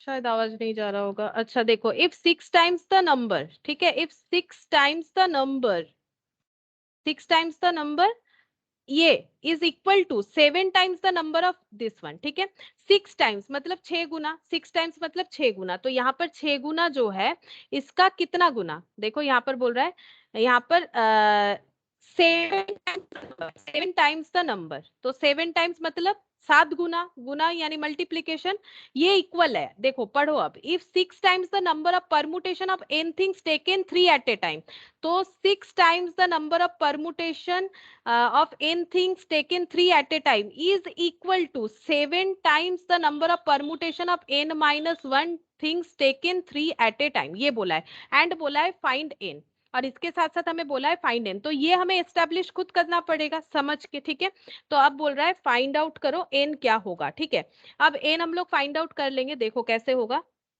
यहाँ पर देखो हम लोग दो तरीके से कर सकते हैं, एक तो हम लोग फॉर जो है ऑप्शन रहेगा उससे कर सकते हैं हमारे पास। ठीक है, क्योंकि इसको पूरा स्प्लिट करके कैलकुलेट करना ये काफी हमारे लिए हेडेक हो जाएगा। ठीक है, देखो क्योंकि हमें इस तरह से कैलकुलेट तब करना पड़ता है जब हमारा रिटर्न होता है, अदरवाइज हमें करने का जरूरत नहीं होता है। ठीक है, तो यहाँ पर दे दिया है, हम एक बार आंसर देख लेते हैं। यहाँ एन का वैल्यू 21 दिया है। ठीक है, हम लोग कर सकते हैं, ऐसा कोई बात नहीं कि नहीं कर सकते। देखो हम दिखा देते कैसे होगा, यहाँ पर 6 लिख लो, एन फैक्टोरियल का मतलब ये इसका फॉर्मूला लगाते हैं, N factorial divided by N minus 3 factorial, but irrelevant है हमारे प्रोसेस ऑफ एग्जाम के लिए, इररेलीवेंट है। ठीक है, एक बार बता देते हैं, जब हम लोग एक्सरसाइज करेंगे तब बिल्कुल इस तरह से हम नहीं करवाएंगे। ठीक है, तो एन माइनस 1 फैक्टोरियल फॉर्मूला में दे रहे हैं, एन पी आर के जगह N factorial N minus R, R के जगह 3 है। ठीक है, फिर यहाँ पर एन पी आर, एन के जगह एन माइनस 1 है, तो एन पी आर क्या होता है, एन फैक्टोरियल यानी N minus 1 factorial divided by N minus R होता है, तो यहाँ पर एन का वैल्यू एन माइनस 1 है माइनस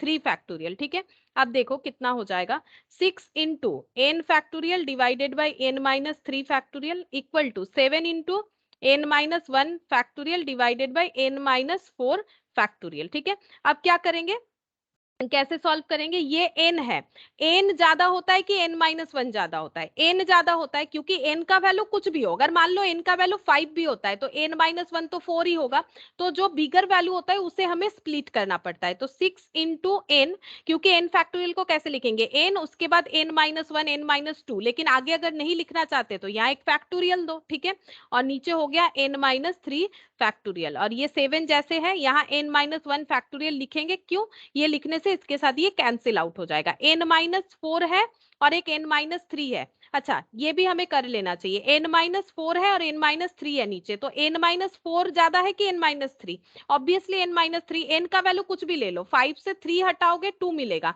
5 से 4 हटाओगे 1 मिलेगा, जितना ज्यादा वैल्यू डिडक्ट होगा उतना कम अमाउंट होगा, तो जो बिगर अमाउंट होता है उसे स्प्लिट करना चाहिए। ठीक है, तो कैसे हो जाएगा, पहला n माइनस 3 ये बिगर वैल्यू है, इसे स्प्लिट करेंगे, दूसरा n माइनस क्या होता है, 5 के बाद 4 आता है ना, अगर 5 फैक्टोरियल करते हैं तो 5 के बाद 4 आता है, 4 कैसे आया, 5 माइनस 1 करके, तो यहाँ पर 5 के जगह क्या है n माइनस 3, तो n माइनस 3 माइनस 1, इसी में 4 बन जाएगा माइनस 3 माइनस 1 में। ठीक है, तो यहाँ फैक्टोरियल लिख दिया मैंने, इससे क्या होगा हमारा जो है कैंसिल आउट हो जाएगा साइड बाई साइड, तो ये हो गया, ये n माइनस 1 कैंसिल, यहाँ n बचा, यहाँ पर देखो n माइनस 3 है, ये n माइनस 4 फैक्टोरियल है, तो यहाँ से n माइनस 3 ही बचेगा, ये और ये कैंसिल आउट हो जाएगा, तो ये हो गया 7, इधर 7 आ गया। ठीक है, अब इसको ऐसे लिख सकते हैं, n divided by n minus 3 रहा, ये हो गया 7 बाई 6। ठीक है, अब क्रॉस मल्टीप्लीकेशन करो, यहाँ पर हो गया 6n 7n माइनस 21, ये इधर आ जाने से माइनस n माइनस 21, तो n का वैल्यू 21। ठीक है,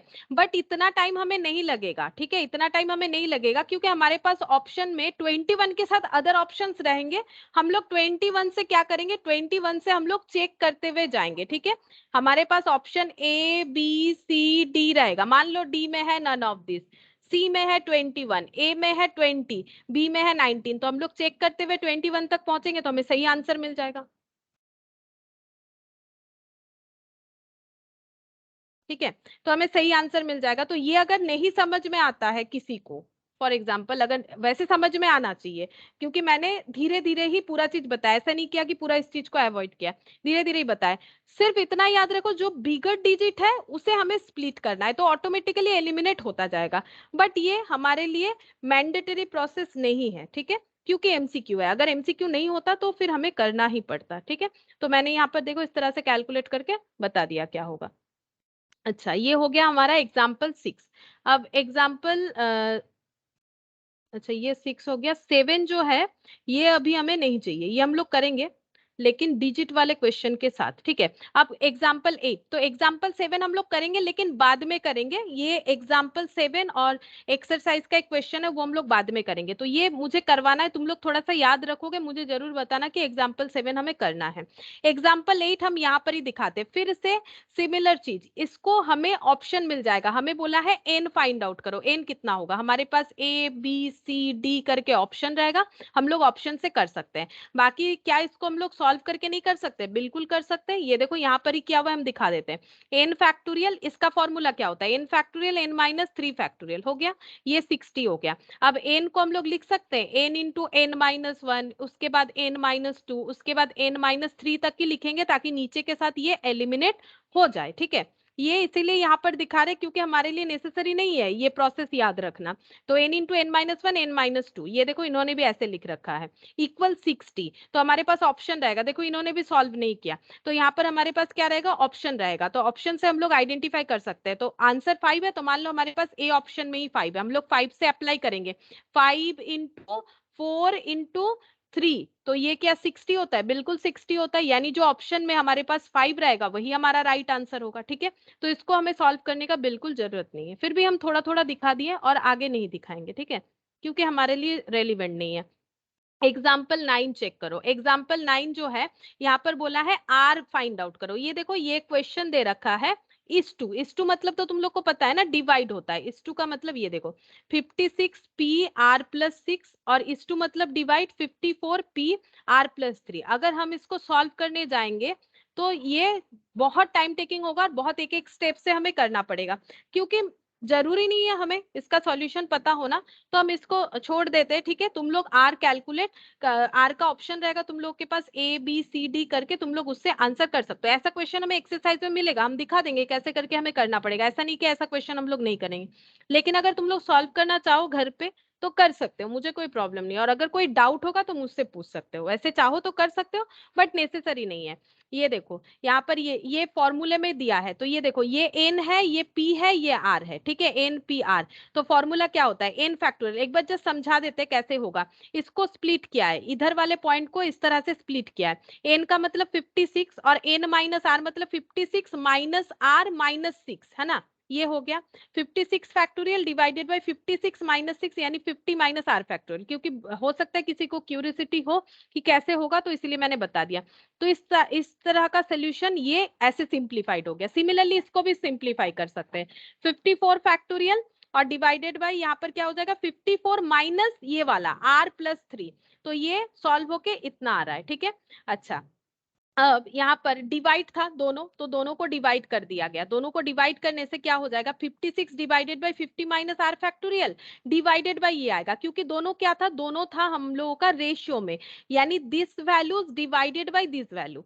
तो ये क्या हो जाएगा, नॉर्मली मैथ्स का जो डिवाइड का रूल होता है उसके हिसाब से ये चेंज हो जाएगा, मतलब रिवर्स हो गया, रिवर्स होने से ये आ रहा है। अब 56 को हम लोग लिख सकते हैं 56 55 54 तक लिखेंगे ताकि नीचे वाले 54 से कैंसिल हो जाए, और ये 51 माइनस आर और 50 माइनस आर में बिगर वैल्यू कौन सा है 51 माइनस आर, क्योंकि 51 से आर का वैल्यू कुछ भी हो माइनस करने से जितना आएगा वो 50 माइनस आर से तो ज्यादा ही आएगा। ठीक है, तो हम लोग अगर इसको स्प्लिट करते हैं तो पहला हो जाएगा 51 माइनस आर, दूसरा हो जाएगा 51 माइनस आर माइनस 1, ये देखो है ना, पहला हो जाएगा 51 माइनस आर, दूसरा हो जाएगा 51 माइनस आर माइनस 1, जैसे 5 होता है उसके बाद 5 माइनस 1 होता है, तो यहाँ 5 का वैल्यू ये हो रहा है, यहाँ पर ये हो रहा है। ठीक है, तो यहाँ पर 50 माइनस आर, आज जैसे ही 50 माइनस आर आ गया हम लोग यहाँ स्टॉप कर देंगे, ये ये और ये कैंसिल। अब हम लोग का आंसर कुछ इस तरह से दिखेगा। फिर इसको यहाँ पर ये जो इधर अमाउंट था 30,000 डिवाइडेड बाई 30,800 डिवाइडेड बाई 1 ये लिख दिया गया है।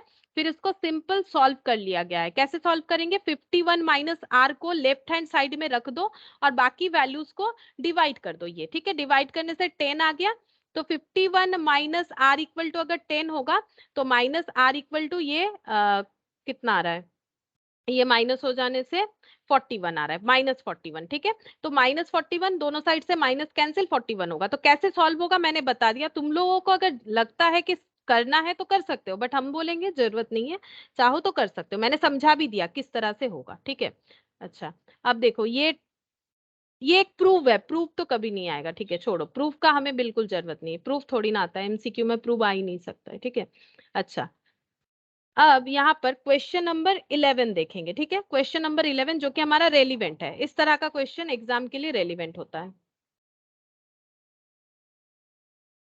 अच्छा देखो 11 में क्या दे रखा है? In how many different ways can a club with 10 members select a president, secretary and treasurer if no member can hold 2 offices and each member is eligible for 1 office. मतलब क्या बोल रहा है कि एक क्लब में 10 मेंबर है। ठीक है, तो क्लब का जैसे अलग अलग पोस्ट होता है ना, वो सेक्रेटरी है, वो प्रेसिडेंट है, वो ट्रेजरर है। तो इस तरह से तीन जो है, तीन क्या बोले इसको, मतलब पद बोल सकते हैं। ठीक है, तो 3 जगह के लिए सोचा गया है कि 3 प्रेसिडेंट, सेक्रेटरी और ट्रेजरर बनाना है हमें, कोई भी 3 लोगों को। If no member can hold 2 offices, मतलब एक इंसान प्रेसिडेंट भी है, वो सेक्रेटरी भी है, या प्रेसिडेंट है ट्रेजरर है, या सेक्रेटरी है ट्रेजरर है, ये नहीं होगा।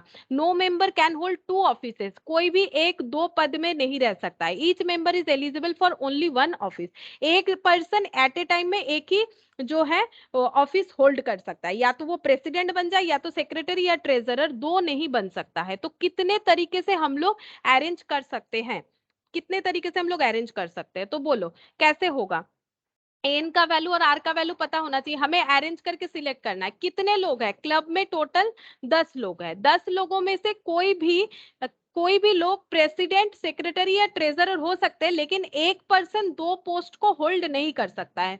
तो मुझे बोलो कि कितना होगा आर का वैल्यू? अगर हमें 3, ठीक है, प्रेसिडेंट, ट्रेजरर और जो क्या है सेक्रेटरी है, तो 3 पोस्ट हो गया। तो 3 पोस्ट के लिए 10p3, तो ये हो गया 10 फैक्टोरियल डिवाइडेड बाय 10 माइनस 3 यानी 7 फैक्टोरियल।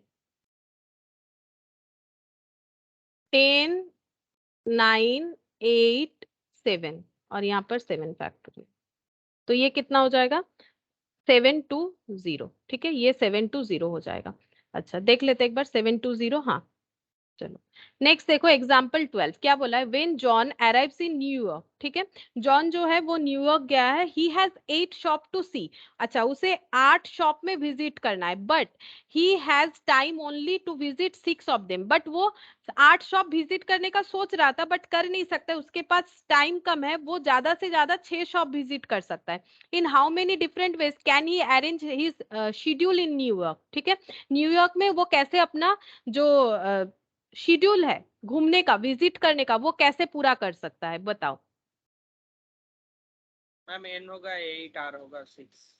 हाँ आर होगा 6। ठीक है, 8 टोटल शॉप है, उसमें से कोई भी 6 शॉप वो देख सकता है, विजिट कर सकता है। तो 8p6।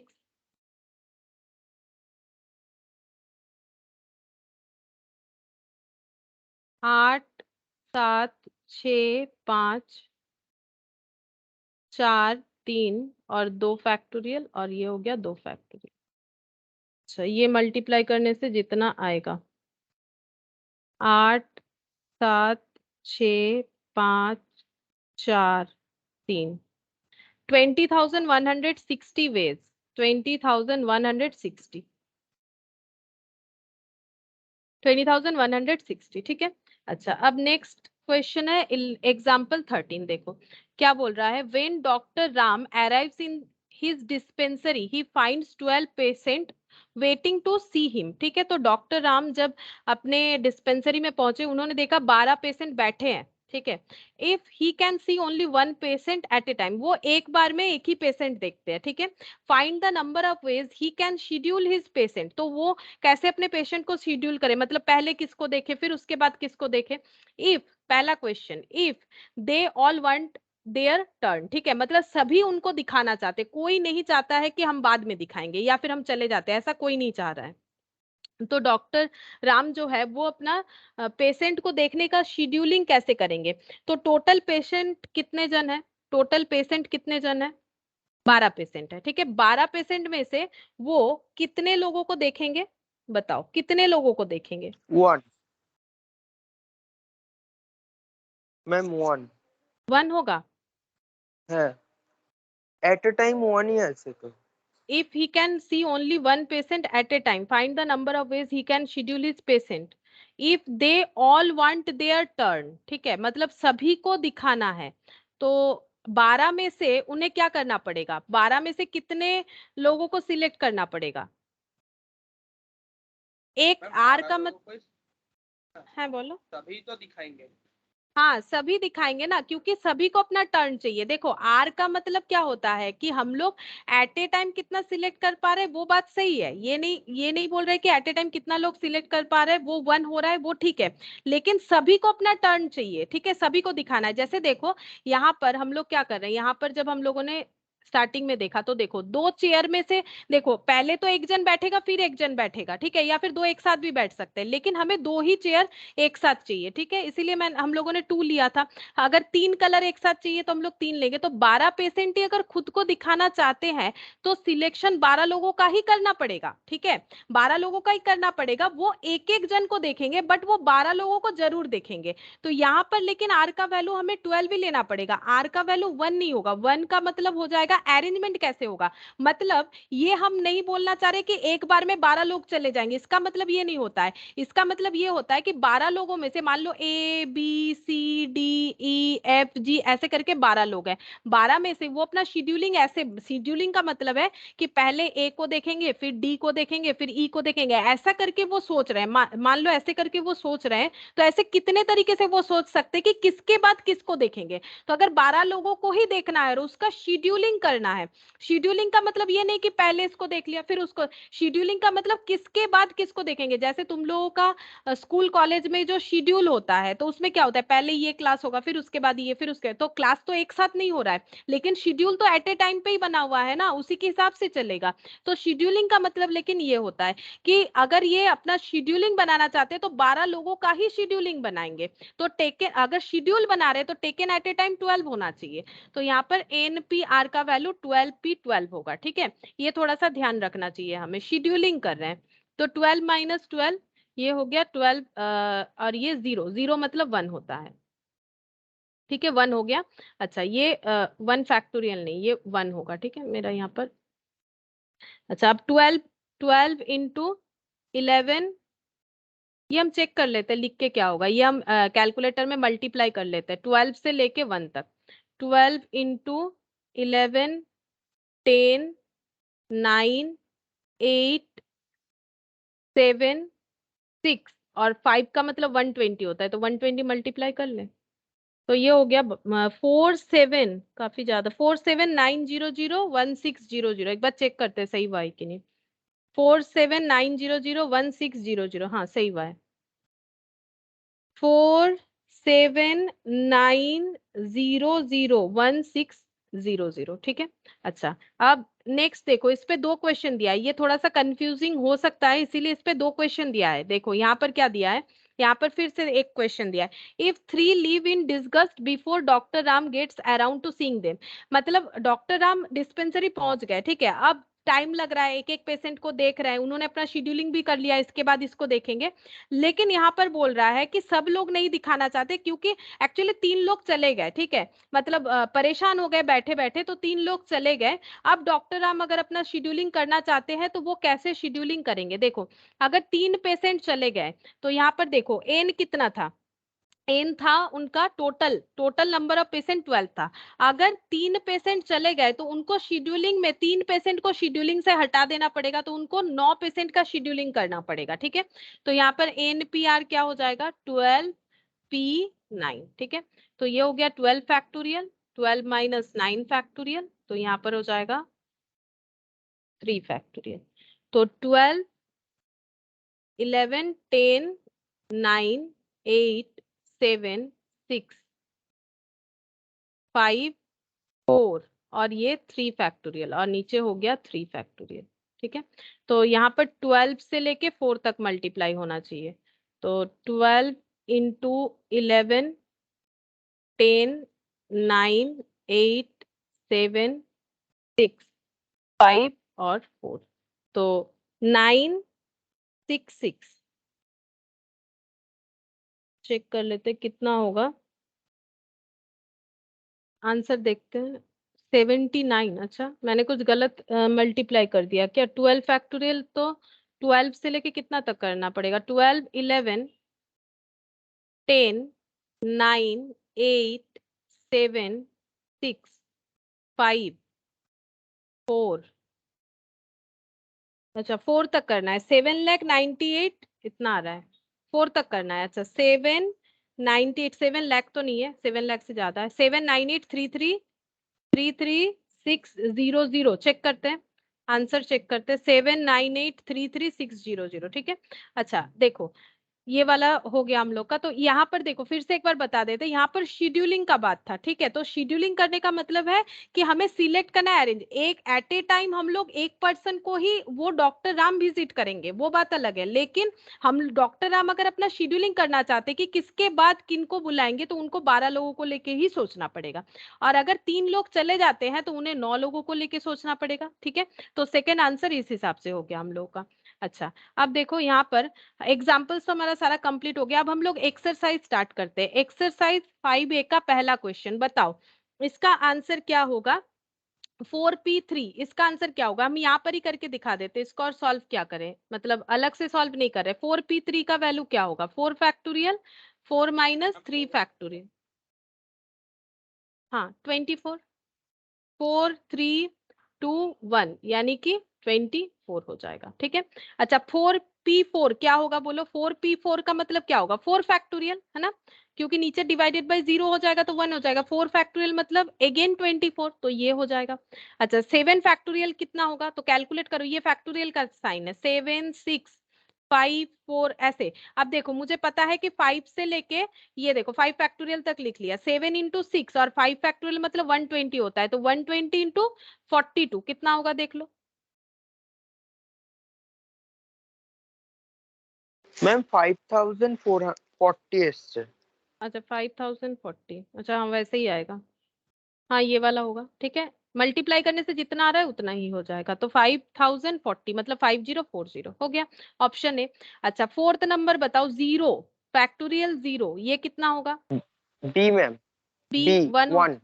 हाँ अच्छा एन में एन ऑलवेज क्या होगा? Integer, fraction, positive integer, none of this.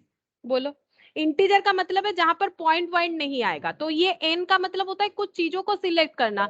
अब वो चीज, हाँ पॉजिटिव इंटीजर होगा। पॉजिटिव होगा ये तो मैंने बताया ही था तुम लोगों को कि एन का वैल्यू हमेशा पॉजिटिव होगा, कभी नेगेटिव नहीं हो सकता है।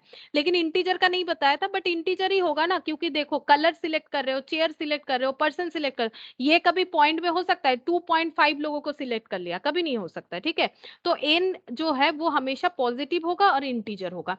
एनपीआर का वैल्यू क्या होना चाहिए? एनपीआर में एन कौन सा रिलेशन सही होगा? ये रिलेशन भी मैंने बताया। एन का वैल्यू क्या हो सकता है? एन हमेशा क्या होगा? ग्रेटर देन आर होगा, ये सही है। लेकिन इक्वल भी तो हो सकता है, मतलब 5P5 भी तो हो सकता है। 5 चीजों से 5 ही चीजों को सिलेक्ट कर लिए, तब एन भी 5 और आर भी 5 है ना, तो ये वाला होगा ऑप्शन बी। ये मैंने लिखवाया भी था, देखो वो शायद सीए वाले क्वेश्चन में लिखवाया था कि फर्म में उनको काम करना है, ऐसे किसी क्वेश्चन में लिखवाया था। N greater than equal to R होगा हमेशा, है ना, कि एन का वैल्यू, ये तो हमें पता ही है ना, एन का वैल्यू क्या होगा? आर से ज्यादा हो सकता है या फिर आर, जैसे मैंने पेन वाला एग्जांपल दिया, 5 पेन है, 5 में से 5 सिलेक्ट कर सकते, तो एन का वैल्यू आर के बराबर हो गया। अगर 4 3 2 1 कोई भी एक ऑप्शन लेते हैं तो वो एन का वैल्यू क्या हो जाएगा? एन का वैल्यू हमेशा ज्यादा रहेगा, आर का वैल्यू कम हो सकता है या उसके बराबर हो सकता है, यानी ऑप्शन बी। अच्छा 7 का देखो, 7 का क्या बोला है यहाँ पर?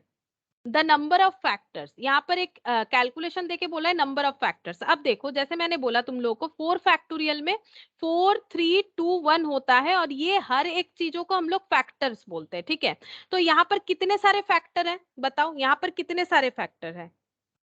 4 4, ठीक है। इसी चीज को अगर हम ऐसे लिखते हैं 4p3, सपोज मैंने ऐसे लिखा, तो ये क्या हो जाएगा 4 factorial divided by 4 minus 3 factorial, तो 4 फैक्टोरियल बाई 1 फैक्टोरियल। अब इसको कैसे लिखेंगे, 4 फैक्टोरियल मतलब 4 3 2 1, और नीचे 1 फैक्टोरियल का मतलब 1, 1 1 कैंसिल हो गया, तो क्या बचा 4 3 2, तो कितना फैक्टोरियल हुआ, कितना फैक्टोरियल हुआ, कितने सारे फैक्टोरियल है बताओ 24। ना, वो तो आंसर हो गया, वो तो मल्टीप्लीकेशन का आंसर। नंबर ऑफ फैक्टर्स कितने, जैसे यहाँ पर 1 2 3 4, इसीलिए मैंने पहले ऐसे लिखा था। यहाँ पर फैक्टर्स, नंबर ऑफ फैक्टर्स कितने हैं, ये सब एक एक फैक्टर्स है। यहाँ पर नंबर ऑफ फैक्टर्स 4 था, यहाँ पर कितना बचा सॉल्यूशन करने के बाद 3। 3, तो यहाँ पर नंबर ऑफ फैक्टर्स 3 बचा। तो अगर ऐसे है तो नंबर ऑफ फैक्टर्स r के साथ इक्वल हुआ। देखो r का वैल्यू 3 था, क्योंकि ये n होता है, ये p और ये r होता है, इसीलिए हमें फॉर्मूला पूरा पता होना चाहिए कि कौन सा n है, कौन सा p है, कौन सा r है। तो r का वैल्यू 3 है, तो नंबर ऑफ फैक्टर्स 3 हो गया, तो नंबर ऑफ फैक्टर्स इक्वल हमेशा r होता है, ठीक है। तो अगर ये npr है तो मुझे बताओ नंबर ऑफ फैक्टर्स कितने होंगे। अगर ये NPR है, जिसको ऐसे लिखा गया है n n minus 1 n minus 2, वो छोड़ो, जैसे भी लिखा गया है उससे हमें कोई लेना देना नहीं है। NPR इक्वल अगर हमें नहीं भी दिया होता क्वेश्चन में और पूछा जाता कि NPR में नंबर, मान लो ये नहीं दिया हुआ है, छोड़ो इसको, इस पे बताओ कि कितने सारे फैक्टर्स है। NPR the number of factors, कितने फैक्टर होंगे। अगर NPR फॉर्मेट में कुछ भी लिखते हैं तो नंबर ऑफ फैक्टर्स किसके बराबर होगा, R के बराबर, तो नंबर ऑफ फैक्टर्स कितना होगा, हम तो आंसर बता r ही दिए। माइनस 1। ये r माइनस 1 कैसे हुआ, r का वैल्यू तो 3 था, 3 माइनस 1 मतलब तो 2 होता है, तो ये 2 तो नहीं हुआ, ये तो 3 फैक्टर्स है।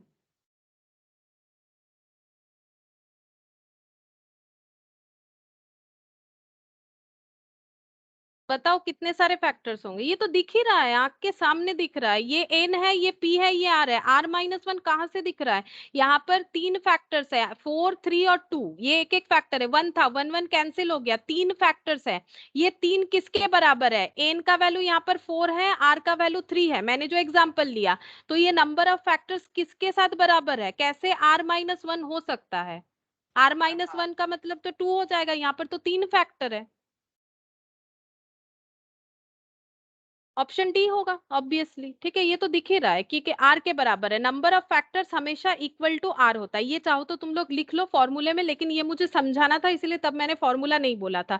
तुम लोग कोई भी ले लो, ये मैंने 4p3 बोला, तुम लोग कुछ और ले लो तो भी तुम लोग देख सकते हो। जैसे मान लो मैंने यहाँ पर ले लिया 5 और यहाँ पर ले लिया 2, ठीक है। अगर हम लोग 5p2 करते हैं तो हमारा नंबर ऑफ फैक्टर्स 2 आएगा, देख लो कैसे, 5 फैक्टोरियल 5 माइनस 2 फैक्टोरियल, ठीक है। तो 5 फैक्टोरियल डिवाइडेड बाई 3 फैक्टोरियल, तो 5 इंटू 4 और 3 फैक्टोरियल, और नीचे 3 फैक्टोरियल से कट हो गया, बचा कितना 5 इंटू 4। 5 इंटू 4 का मुझे वैल्यू नहीं चाहिए, कितने सारे फैक्टर्स बचे, एक दो, दो फैक्टर्स बचे, और ये दो इक्विवेलेंट टू आर हो रहा है, तो हमेशा number of factors equal to R होगा, ठीक है। अच्छा, एनपीआर इसको हम लोग कैसे लिख सकते हैं, कौन से ऑप्शन से जा रहा है, ये एक्चुअली फैक्टोरियल का साइन यूज किया गया है, तुम लोग बताओ इसमें से कौन सा सही आंसर है।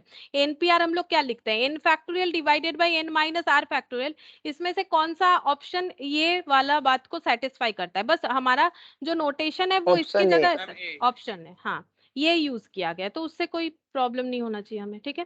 अच्छा अब देखो ये क्वेश्चन आ गया कि NP4 equal to 12 into NP2, तो n क्या होगा। अब सॉल्व करेंगे, नहीं बिल्कुल सॉल्व नहीं करेंगे, हम लोग ऑप्शन से आंसर देंगे। पहले मुझे बताओ n का वैल्यू, क्या हमें ऑप्शन ए से ट्राई करना चाहिए, क्योंकि अभी अभी हम लोगों ने देखा कि n का value greater than equal to r होता है, और n हमेशा पॉजिटिव इंटीजर होगा। ये कोई सिर्फ फॉर्मूला नहीं है, ये प्रैक्टिकल बात है, n कभी नेगेटिव हो ही नहीं सकता है, तो हमें a से ट्राई करना ही नहीं चाहिए, या तो 6 से करो या तो 5 से करो, क्योंकि पहले 6 है तो हम 6 से कर लेते हैं। तो 6p4 का वैल्यू क्या हो जाएगा, 6 फैक्टोरियल 6 माइनस 4 यानी 2। अब हम थोड़ा सा शॉर्टकट ले रहे हैं, करवा करवा के मैंने तुम लोग को प्रैक्टिस ही करवा दिया। देखो 6 5 4 3 2 फैक्टोरियल और नीचे 2 फैक्टोरियल। अब ये 2 कहाँ से आया ये मत पूछो, 6 माइनस 4 करके आया ना, 6 माइनस 4। अच्छा ये कितना होता है, 4 इंटू 3 12, 12 इंटू 30, तो ये हो गया 360, तो ये भी 360 होना चाहिए। चेक करते हैं, 12 इंटू NP2, n तो हम लोगों ने 6 मान रखा है, तो ये हो गया 12 into 6 factorial divided by 4 factorial, तो 12 into 6 5 into 4 factorial divided by 4 factorial. तो 12 into 5 into 6 30, 30 into 12 360. हाँ इक्वल हो रहा है, यानी ऑप्शन बी हम लोग का सही आंसर है। तो ए तो ट्राई करना ही नहीं था, ठीक है, नन ऑफ दिस आंसर आया नहीं, ऑप्शन बी आंसर आया। 5 से नहीं होगा, तुम लोग चाहो तो बाद में चेक करके देख सकते हो, एक ही सही आंसर है, ठीक है। तो इसका मतलब 6 हम लोग का सही आंसर है, ऑप्शन बी।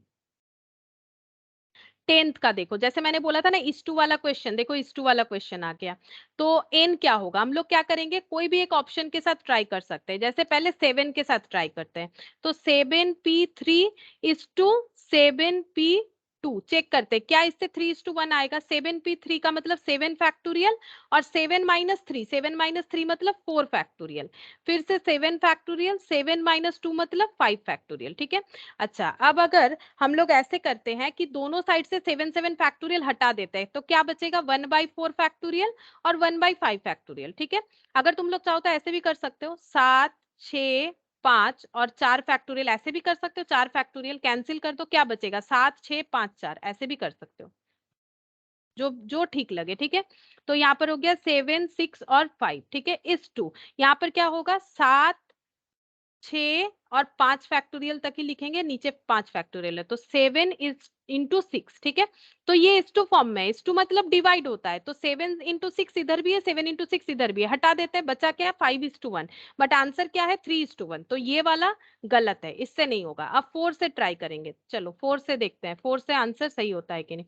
मतलब देखो ऑप्शन में क्या होगा, अगर हमारा पीछे की तरफ आंसर होता है तो थोड़ा सा टाइम कंज्यूमिंग होगा, बट अगर सॉल्व करते हुए तुम लोग कहीं पर भी अटक जाते हो तो फिर पूरा टाइम लॉस होगा, ठीक है। लेकिन इसमें टाइम इन्वेस्ट होगा तो क्या हुआ, तुम्हें आंसर पक्का मिलेगा। 4p3 यहाँ पर लिखते हैं, 4p3 इज टू 4p2, है ना। तो 4 factorial 4 minus 3 1 factorial, 4 factorial 4 minus 2 2 factorial. अच्छा अब देखो यहाँ पर है 4 फैक्टोरियल, यहाँ पर है 1 फैक्टोरियल, तो इसको हम लोग 4 फैक्टोरियल ही लिख सकते हैं। और ये 4 into 3 into 2 factorial, 2 factorial cancel कर दो, तो ये हो गया 4 फैक्टोरियल और इधर हो गया 4 इंटू 3। ये क्या लिखेंगे, ये देखो 4 3 2 1, और यहाँ पर क्या बच रहा है 4 इंटू 3, तो 4 इंटू 3 4 इंटू 3 हटा दो, क्या बचा 2:1, बट ये भी नहीं हुआ, आंसर है 3:1, बट इसका मतलब ये दोनों ऑप्शन ही हमारा नहीं होगा। अब एक ही ऑप्शन बचता है सी, या तो सी से आंसर हो जाए या फिर ऑप्शन डी होगा। देखते हैं सी पे ट्राई करते हैं। सी का वैल्यू है 5, तो 5p3 यहाँ पर लिखते हैं 5p3 इज टू 5p2, ठीक है। 5p3 5 फैक्टोरियल 5 माइनस 3 यानी 2 फैक्टोरियल, 5 फैक्टोरियल 5 माइनस 2 यानी 3 फैक्टोरियल, ठीक है। अच्छा अब 5 फैक्टोरियल मतलब ये देखो 5 फैक्टोरियल मतलब कितना हो जाएगा, हम लोग ऐसे भी कर सकते हैं 5 फैक्टोरियल बोथ साइड से हटा दो, तो ये बच गया 1/2 फैक्टोरियल 1/3 फैक्टोरियल। तो 1/2 फैक्टोरियल मतलब 2 इंटू 1, 1/3 फैक्टोरियल मतलब 3 इंटू 2 फैक्टोरियल, ठीक है। इसको 2 फैक्टोरियल कर लो, इसको 1/2 फैक्टोरियल ही रहने दो, बोथ साइड से 2 फैक्टोरियल हटा दो, तो क्या बचा, इधर 1 बच गया, 1/2 फैक्टोरियल हटा दो, तो यहाँ पर क्या बचेगा 1/यहाँ पर 3 बच जाएगा। ये देखो मतलब रिवर्स कर दो ना, प्रॉब्लम क्या है, हम लोग इसको रिवर्स कर सकते हैं, ये 1/2 फैक्टोरियल और 1/3 फैक्टोरियल को हम लोग 2 फैक्टोरियल और 3 फैक्टोरियल बोल के लिख सकते हैं, ठीक है। अब 2 फैक्टोरियल का मतलब 2 फैक्टोरियल, 3 का मतलब 3 इंटू 2 फैक्टोरियल, तो बोथ साइड से 2 फैक्टोरियल हट गया, आया क्या 1:3। ये तो गड़बड़ हो गया, 3:1 आना चाहिए, 1:3 आया। 5p3 5 factorial by 2 factorial, 5 factorial by 3 factorial, ठीक है। 1/2 फैक्टोरियल 1/3 फैक्टोरियल। अच्छा ये डिवाइड हो जाएगा ना, ये डिवाइड हो जाएगा, ठीक है। एक बार चेक कर लेते हैं, लिख के चेक कर लेते हैं, 5 से तो आंसर हो जाएगा, बट लिख के एक बार चेक कर लेते हैं। मेरा 3:1 की जगह 1:3 क्यों आ जा रहा है, 10th नंबर, लिख के चेक कर लेते हैं, 5 से आंसर आ रहा है, ठीक है। 5p3 डिवाइडेड बाई, इस 2 है मतलब डिवाइड है, और np2 मतलब 5p2, ठीक है। तो 5 फैक्टोरियल डिवाइडेड बाई 5 माइनस 3 यानी 2 फैक्टोरियल, फिर 5 फैक्टोरियल 5 माइनस 2 यानी कि 1 फैक्टोरियल, तो 5 factorial divided by 2 factorial into 1 factorial divided by 5 factorial, ये 3 होगा। ये मैंने 1 कैसे लिख दिया, ये 3 होगा, ठीक है। तो ये और ये कैंसिल हो गया, 3 फैक्टोरियल मतलब 3 इंटू 2 फैक्टोरियल और डिवाइडेड बाई 2 फैक्टोरियल। हाँ ठीक ही है, वहां पर मैंने रिवर्स नहीं किया ना, इस वजह से देखो डिवाइड है ना, तो 3:1, 3:1 आंसर होगा। बट इतना तो पता चल रहा है 7 4 से तो ये 3 आ ही नहीं रहा है, ठीक है। लेकिन वो लिख के डिवाइड करके लिख के करेंगे तब ना पता चलेगा 3:1 होगा कि 1:3, ठीक है। वहां जगह नहीं हो रहा था तो इसलिए मैंने करके भी दिखा दिया, क्योंकि वहां मेरा गलत आ रहा था, ठीक है। तो ये पूरा लिखेंगे डिवाइड फॉर्म में तब ना पता चलेगा कि 3:1 आ रहा है। तो यहाँ पर ऑप्शन हो गया हम लोगों का, इसका मतलब सी, ठीक है। कंफर्म है कि 5 से हो जाएगा, ठीक है। अच्छा अब देखो 11 में भी हम लोग को चेक करना पड़ेगा। m plus N P two, M minus N P two equal to 30, then m और n का वैल्यू क्या होगा, इस पे भी हम लोग एक छोटा सा दिमाग लगाएंगे। क्या पहला बात है, देखो m माइनस n पे ध्यान दो, तो यहाँ पर 6 है, यहाँ पर 2 है, 6 माइनस 2 4 होता है, ठीक है। तो n का वैल्यू 4, ठीक है, ये ऑप्शन हो सकता है। सुनो धीरे धीरे समझ जाओगे हम क्या बोलना चाह रहे हैं। 7 माइनस 1 मतलब 6, तो 6p2 ये भी पॉसिबल है। लेकिन m अगर 4 है, n भी 4 है, तो 4 माइनस 4 तो 0 हो जाएगा। और अभी अभी हम लोगों ने देखा कि n का वैल्यू पॉजिटिव इंटीजर होता है, तो 0 तो नहीं हो सकता है। देखो प्रैक्टिकली सोचो, n मतलब total number of things, total number of things 0 है, तो सिलेक्ट कैसे करेंगे। इसका मतलब m माइनस n में ये ऑप्शन कभी अप्लाई नहीं हो सकता, यानी ऑप्शन सी पहले ही दिमाग से हटा दो। अब या तो a होगा या तो b होगा, ठीक है। अब इसमें भी एक शॉर्टकट देखते हैं, या तो ए होगा या तो बी होगा या तो नन ऑफ दिस होगा। और एक शॉर्टकट देखो, एम प्लस एन, यानी यहाँ पर भी देखो 8 होता है, एम प्लस एन यहाँ पर भी देखो 8 होता है। इसका मतलब 8p2 इक्वल टू 56, ये या तो होगा दोनों ऑप्शन से या तो नहीं होगा, नहीं होगा तो नन ऑफ दिस आंसर होगा, ठीक है। इसका मतलब हम लोगों को ट्राई किस पे करना चाहिए, इस पे करना चाहिए। मतलब हम टाइम बचाने का बात करें, इस पे ट्राई करके क्या होगा, क्यों, क्योंकि अगर ये ऑप्शन दो सही होना है, अगर नन ऑफ दिस हमारा आंसर नहीं होना है, तो 8p टू 56 यहां से भी हो जाएगा, ऑप्शन बी से भी हो जाएगा। हमें ये देखना है कि 30 कैसे आने वाला है, ये पता करना है। अगर ये पता हो जाता है तो हम लोग आइडेंटिफाई कर लेंगे कि ऑप्शन ए होगा, बी होगा या नन ऑफ दिस होगा। अब देखो हम लोग पहला ऑप्शन देखते हैं, 6 माइनस 2 4p2, क्या 4p2 30 होता है, चेक करते हैं। 4p2 का मतलब 4 फैक्टोरियल, 4 माइनस 2 यानी 2 फैक्टोरियल, 4 फैक्टोरियल का मतलब 24 होता है, मैंने लिख लिया, याद रहता है मुझे, ये 2 हो गया, तो ये 12, तो ये 30 तो नहीं हो रहा है। इसका मतलब कंफर्म ऑप्शन ए नहीं होगा, क्यों, क्योंकि ऑप्शन ए से हमारा ये वाला नहीं आया। अब इस पे चेक करते हैं, ये 7 माइनस 1 कितना हो गया 6, तो 6p2, 6 फैक्टोरियल, 6 माइनस 2 यानी 4 फैक्टोरियल, तो 6 फैक्टोरियल का मतलब 6 5 4 फैक्टोरियल डिवाइडेड बाय 4 फैक्टोरियल, हाँ 30 आ गया, ठीक है। अब 30 आ गया, इसका मतलब ये ऑप्शन हमारा सही जा रहा है, ठीक है, ये ऑप्शन हमारा सही, ये तो कंफर्म नहीं हो रहा है, ठीक है। अब तसल्ली के लिए क्या कर सकते हो, ये चेक कर सकते हो कि 8p2 56 होता है, देखो 8 फैक्टोरियल, 8 माइनस 2 6 फैक्टोरियल, तो 8 into 7 into 6 factorial divided bye 6 factorial, cancel 56 होता है, ठीक है। तो हम लोग इस तरह से क्या कर सकते हैं, अपना सिलेक्शन, हम लोग आंसर का सिलेक्शन जो है वो कंसाइज कर सकते हैं कि कौन सा ऑप्शन ले कौन सा ऑप्शन ना ले, ठीक है। अच्छा अब देखो इसका मतलब इसका आंसर ये हो गया। अच्छा अब देखो मैंने इतना चीज बताया, टाइम लगा, लेकिन तुम लोग जब सीख जा रहे हो और उस पे ये अप्लाई करोगे तो बहुत जल्दी ही आंसर दे पाओगे। 5pr 60, वैल्यू ऑफ आर क्या होगा, तो चेक करके देखो। 5pr तो पहले 3 लगाते हैं, 5p3 करते हैं, 5p3 60 होगा, 5 फैक्टोरियल और 5 माइनस 3 यानी 2 फैक्टोरियल। अब 5 फैक्टोरियल 120 होता है, मुझे याद रहता है इसलिए मैंने लिख दिया, डिवाइडेड बाय 2 यानी 60, तो ऑप्शन ए। अब देखो पहले वाले ऑप्शन से आंसर आ जाता है ना तो बहुत टाइम बचता है, लेकिन अगर मान लो बी सी ऐसा ऑप्शन होता है या फिर डी ऑप्शन होता है तो काफी टाइम लगता है, अगर डी में ऑप्शन रहता है नन ऑफ दिस के जगह तो। 13 का देखो क्या बोल रहा है यहाँ पर, if n plus 1 n1 plus n2 p2 ऐसे करके बोला है, फिर से वही n1 n2 का हमें आंसर कैलकुलेट करना है क्या होगा। तो पहला ऑप्शन हम लोग हटा देंगे, क्यों हटा देंगे, n1 माइनस n2 है और ये माइनस करने से 0 आता है, और 0 हमारा आंसर कभी नहीं हो सकता है n का, ऑप्शन ए तो पहले ही दिमाग से हटा देना चाहिए। अब यहाँ पर देखो 10 है 2 है, तो 10 माइनस 2 ठीक है पॉजिटिव आंसर आ रहा है, 9 माइनस 2 ये भी पॉजिटिव आंसर आ रहा है, 10 माइनस 2 कितना हो रहा है 8 हो रहा है, 9 माइनस 3 कितना हो रहा है 6 हो रहा है, ठीक है। अच्छा अब हम लोग देखते हैं ये दोनों का भी टोटल 12 होता है, ये दोनों का भी टोटल 12 होता है, मतलब ये इस पे चेक करेंगे तो हमारा कंफर्मेशन हो जाएगा कि कौन सा आंसर होना चाहिए, ठीक है। तो n1 माइनस n2, तो 10 माइनस 2 कितना होता है 8, 8p2, तो 8 फैक्टोरियल, 8 माइनस 2 कितना हो जाएगा 6 फैक्टोरियल, तो 8 इंटू 7 इंटू 6 फैक्टोरियल, तो ये हो गया 56। अच्छा तो 56 बट आना चाहिए 30, इसका मतलब ये नहीं होगा ऑप्शन कंफर्म, तो या तो ये होगा या तो नन ऑफ दिस होगा। चलो ठीक है, तो n माइनस 3, तो n माइनस 3 कितना होता है 6, 6 होता है, ठीक है।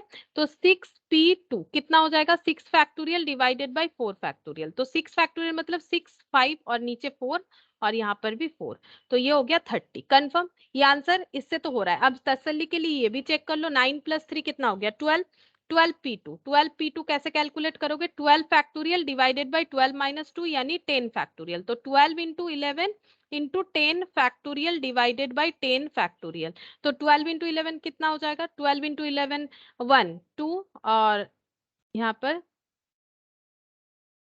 132, ठीक है 132, यानी ऑप्शन सी हम लोग का सही आंसर हो रहा है, ठीक है।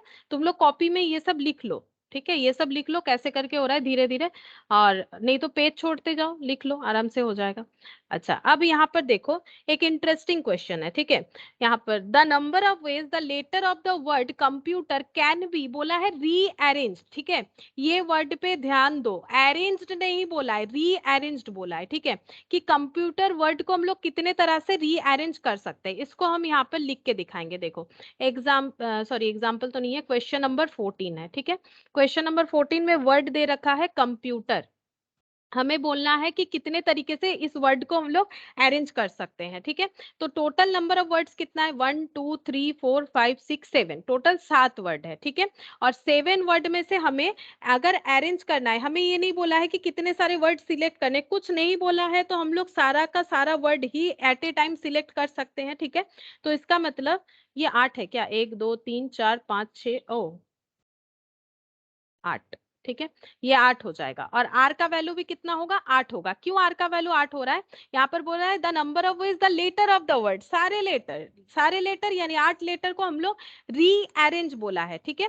अब देखो इसके ऊपर हम एक छोटा सा एग्जाम्पल देते हैं, जैसे मान लो रैट, ठीक है, ये एक वर्ड हो गया रैट यानी चूहा। अगर हमें बोला जाता है कि इसको कितने तरीके से अरेंज कर सकते हैं, तो कितने तरीके से होगा RAT पहला, ठीक है, उसके बाद RTA, फिर ATR, ठीक है, ART, ये हो सकता है, और क्या हो जाएगा TARTRA, इतने तरीके से 1 2 3 4 5 1 2 3 4 5 6, ठीक है, 6 तरीके से हम लोग क्या कर सकते हैं अरेंज, इसको बोलते हैं अरेंज करना, ठीक है। अब इसमें और रीअरेंज में क्या फर्क है, अगर हमें बोला जाए कि रैट को रीअरेंज करो, तो रीअरेंज करने से क्या हो जाएगा, फ्रोजन दिख रहा है, स्क्रीन बंद हो गया, अच्छा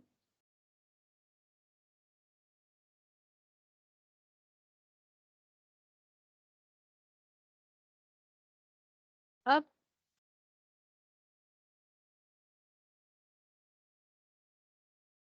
এবার দেখা যাচ্ছে? না ম্যাম স্ক্রিন দেখতেই পাচ্ছি না। আচ্ছা তাহলে একবার রিজয়েন, ম্যাম দেখতে পাচ্ছি। হ্যাঁ ওটা হচ্ছিল নেটওয়ার্ক ইস্যুর জন্য, একবার রিজয়েন করো।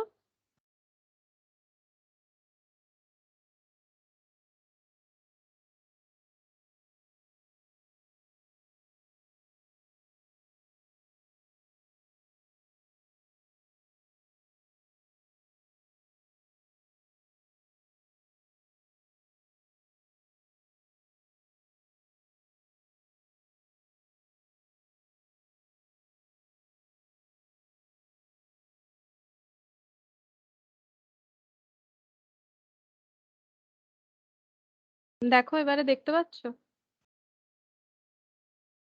হ্যাঁ ইয়েস ম্যাম দেখতে পাচ্ছি। হ্যাঁ ওটা ওই নেটওয়ার্ক ইস্যু হয়ে যায় তখন, তাই জন্য। अच्छा अब देखो अरेंज और रीअरेंज में फर्क क्या है, अगर हम बोले कि रैट को रीअरेंज करो तो क्या करोगे, ये सारा चीजें लिखोगे एक्सेप्ट एक वर्ड, कौन सा पता है, ये रैट। क्यों, क्योंकि हमें बोला है रीअरेंज करो जो दिया हुआ है, तो जो दिया हुआ है वो नहीं लिख सकते ना, जो ऑलरेडी अरेंज है उसके अलावा बाकी सारा अरेंजमेंट को लेने इसका मतलब होता है रीअरेंज करना। तो रीअरेंज करने बोलेगा तो ये सारा चीज लिखेंगे एक्सेप्ट दिस वन, ठीक है। तो इसका मतलब अरेंज करने से 6 तरीके से होता है, 1 2 3 4 5 6, और रीअरेंज करने से कितना हो जाएगा 6 - 1, यानी ओरिजिनल वर्ड एक्सक्लूड हो जाएगा, बिकॉज हमें बोला है रीअरेंज करो, तो ये 5 हो जाएगा, ठीक है। इसी तरह से हम लोग यहाँ पर भी करेंगे। तो कंप्यूटर जो है, इस वर्ड को अगर हमें रीअरेंज करना है तो कितने तरीके से हम लोग रीअरेंज कर सकते हैं?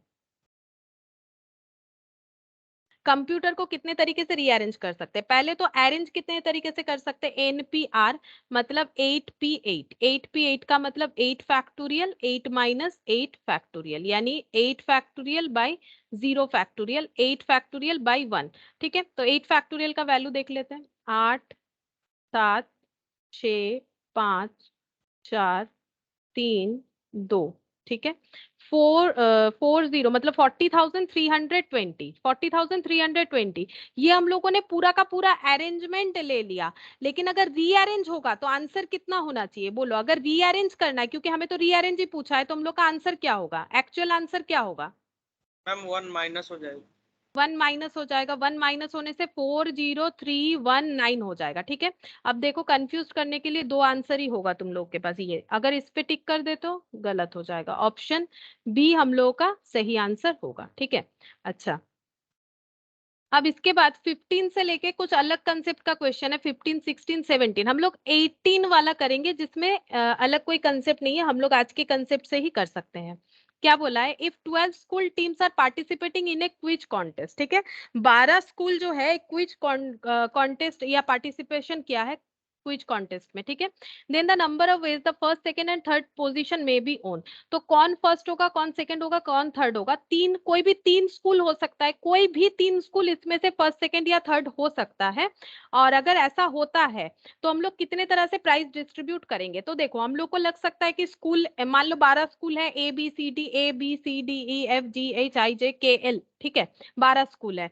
तो अब 12 स्कूल में से हो सकता है कि एल फर्स्ट हुआ, ए जो है वो सेकंड हुआ, बी जो है वो थर्ड हुआ। अब हमें तो नहीं पता, लेकिन कितने तरीके से ये हो सकता है कि ये फर्स्ट हुआ, ये सेकंड हुआ, ये थर्ड हुआ, या फिर ये फर्स्ट, ये सेकंड, ये थर्ड। तो उस हिसाब से हमें कैलकुलेट करना है। तो यहाँ पर देखो कैसे होगा। क्वेश्चन नंबर 18, ठीक है। टोटल जो है 12 स्कूल ने पार्टिसिपेट किया है, ठीक है। और एट ए टाइम हम लोग प्राइज डिस्ट्रीब्यूट कर सकते हैं तीन स्कूल को, कोई भी तीन स्कूल को कर सकते हैं। मतलब हमारे पास, एक्चुअली देखो, अरेंजमेंट का मतलब क्या है? हमारे पास प्लेसेस कितने हैं अरेंज करने के लिए? एक्चुअली हमारे पास प्लेसेस तीन है, एक फर्स्ट और एक सेकेंड और एक थर्ड। या तो कोई भी एक स्कूल फर्स्ट हो सकता है, या सेकेंड हो सकता है, या थर्ड हो सकता है, ठीक है। इसीलिए इस तरह से होता है। तो NPR मतलब देखो 12P3, 12P3 का मतलब 12 फैक्टोरियल, 12 माइनस 3 का वैल्यू हो जाता है हम लोग का 9 हो जाएगा, ठीक है, 9 हो जाएगा। तो 12 11 10 और 9 9, तो 110 इंटू 12, देखते हैं कितना आता है। 110 इंटू 12, 1320, 1320। देखते हैं ऐसा कोई ऑप्शन था 1320 का? हाँ, ऑप्शन बी था, ठीक है, ऑप्शन बी, ठीक है, ऑप्शन बी हम लोगों का आंसर हो जाएगा, ठीक है। एक्चुअली क्या होता है देखो, फर्स्ट पोजीशन के लिए देखो, इसको हम प्रैक्टिकली भी समझा सकते हैं। हमारे पास तीन पोजीशन है, तीन पोजीशन में हम लोग 12 स्कूल में से किसी एक को फर्स्ट सेकंड या थर्ड कर सकते हैं। आप ऐसे ही तो नहीं करेंगे, कोई एक कंपटीशन हो रहा है, जो कंपटीशन जीतेगा वही फर्स्ट होगा। अब मान लो 12 स्कूल में से फर्स्ट होने का ऑप्शन 12 के पास ही होता है। जब कहीं पर भी तुम लोग कोई भी कंपटीशन में जाते हो, वहां कितने भी लोग क्यों ना हो, अगर मान लो तुम लोग ही अपने स्कूल के तरफ से जा रहे हो, तो 12 के 12 स्कूल के पास से ये फैसिलिटी होता है कि वो अपने आप को प्रूव करे और फर्स्ट हो जाए। तो फर्स्ट होने का ऑप्शन 12 स्कूल को ही होता है, ठीक है। लेकिन अगर कोई भी एक स्कूल फर्स्ट हो गया तो सेकंड होने का ऑप्शन कितने स्कूल के पास है बोल सकते हो? हम ये थोड़ा सा प्रैक्टिकली समझाना चाह रहे हैं। पहला देखो, फर्स्ट होने का ऑप्शन 12 स्कूल के पास ही है, लेकिन जब कोई एक स्कूल फर्स्ट हो गया तो सेकंड होने का ऑप्शन कितने स्कूल के पास है? कितना स्कूल है जो कि उनमें से कोई एक सेकंड हो सकता है? तो यहाँ यहाँ से देखो 12 स्कूल में से जब एक स्कूल फर्स्ट हो गया है तो ऐसा 11 स्कूल होंगे जो जिनके पास ये ऑप्शन है कि 11 में से कोई एक सेकंड हो जाए, ठीक है। जैसे तुम लोग नहीं देखते हो जो क्या बोलते हैं, हम आजकल तो उतना टीवी देखना नहीं होता है मेरा, जो ये सब गाने वाने का कंपटीशन होता है तो पहले क्या करते हैं 10 लोग है, 10 लोगों में से ये एलिमिनेट हो जा रहा है वो एलिमिनेट, तो वैसे ही देखो ये फर्स्ट हो गया, जैसे मान लो एलिमिनेशन की जगह अगर हम लोग ये बता देते हैं ये फर्स्ट हो गया, तो फर्स्ट हो गया तो बाकी बचे हुए लोगों में से कोई ना कोई सेकंड होगा, बचा कितना है 11, तो 11 में से 11 स्कूल में से कोई एक स्कूल सेकंड हो सकता है, ठीक है। और जैसे ही एक स्कूल सेकंड हो गया तो अब 10 स्कूल बचे हैं, अब 10 स्कूल में से कोई एक हमारा क्या हो सकता है, थर्ड हो सकता है। तो 11 इंटू 12 इंटू 11 इंटू 10 वही वाला देखो फॉर्मूले में भी आ गया। तो जितने तरीके से समझ सकते हो, ठीक है, ये भी एक मतलब तरीका होता है परमुटेशन को समझने का, ऐसे भी कर सकते हो। मतलब हम लोग क्या कर रहे हैं, 12 लोगों में से पहले फर्स्ट पोजीशन चूज किया जा रहा है, फिर यहाँ से मतलब 3 पोजीशन में से 12 लोग कंपटीशन कर रहे हैं, फिर 2 पोजीशन पे 11 लोग कंपटीशन मतलब 11 स्कूल कंपटीशन कर रहे हैं, फिर एक पोजीशन के लिए 10 लोग जो है वो लड़ रहे हैं, मतलब 10 स्कूल जो है वो पार्टिसिपेट एक्चुअली कर रहा है ना। तो ये देखो ये फॉर्मूले से ऐसे हो जाता है। और यहाँ से हम लोग समझते हैं तो 12 स्कूल में से कोई भी 3 स्कूल को हमें फर्स्ट सेकेंड या थर्ड करना है, तो इतने तरीके से हो सकता है, ठीक है। ये कोई भी एक तरीके से समझो, मैंने दोनों तीनों जितने भी तरीके हो सकते हैं मैंने बता दिया प्रैक्टिकली, तो आंसर सब में एक ही आएगा। तो ये 18 हो गया।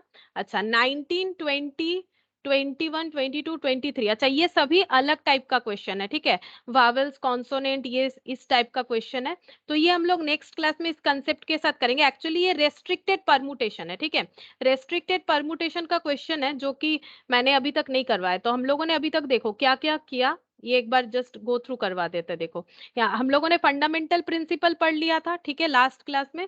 आज हम लोगों ने परमुटेशन में प्रॉपर्टीज ऑफ परमुटेशन के साथ साथ क्वेश्चन किया। नेक्स्ट दिन हम लोग पहले ये पढ़ेंगे परमुटेशन विद रेस्ट्रिक्शन, ठीक है। जो क्वेश्चन वहां पर मिक्स्ड अप है, ये क्वेश्चन करने के बाद अगर टाइम बचेगा देन सर्कुलर परमुटेशन करेंगे, आफ्टर दैट कॉम्बिनेशन हम लोग स्टार्ट कर सकते हैं। तो आज हम लोगों ने ये और ये मैम कर लिए।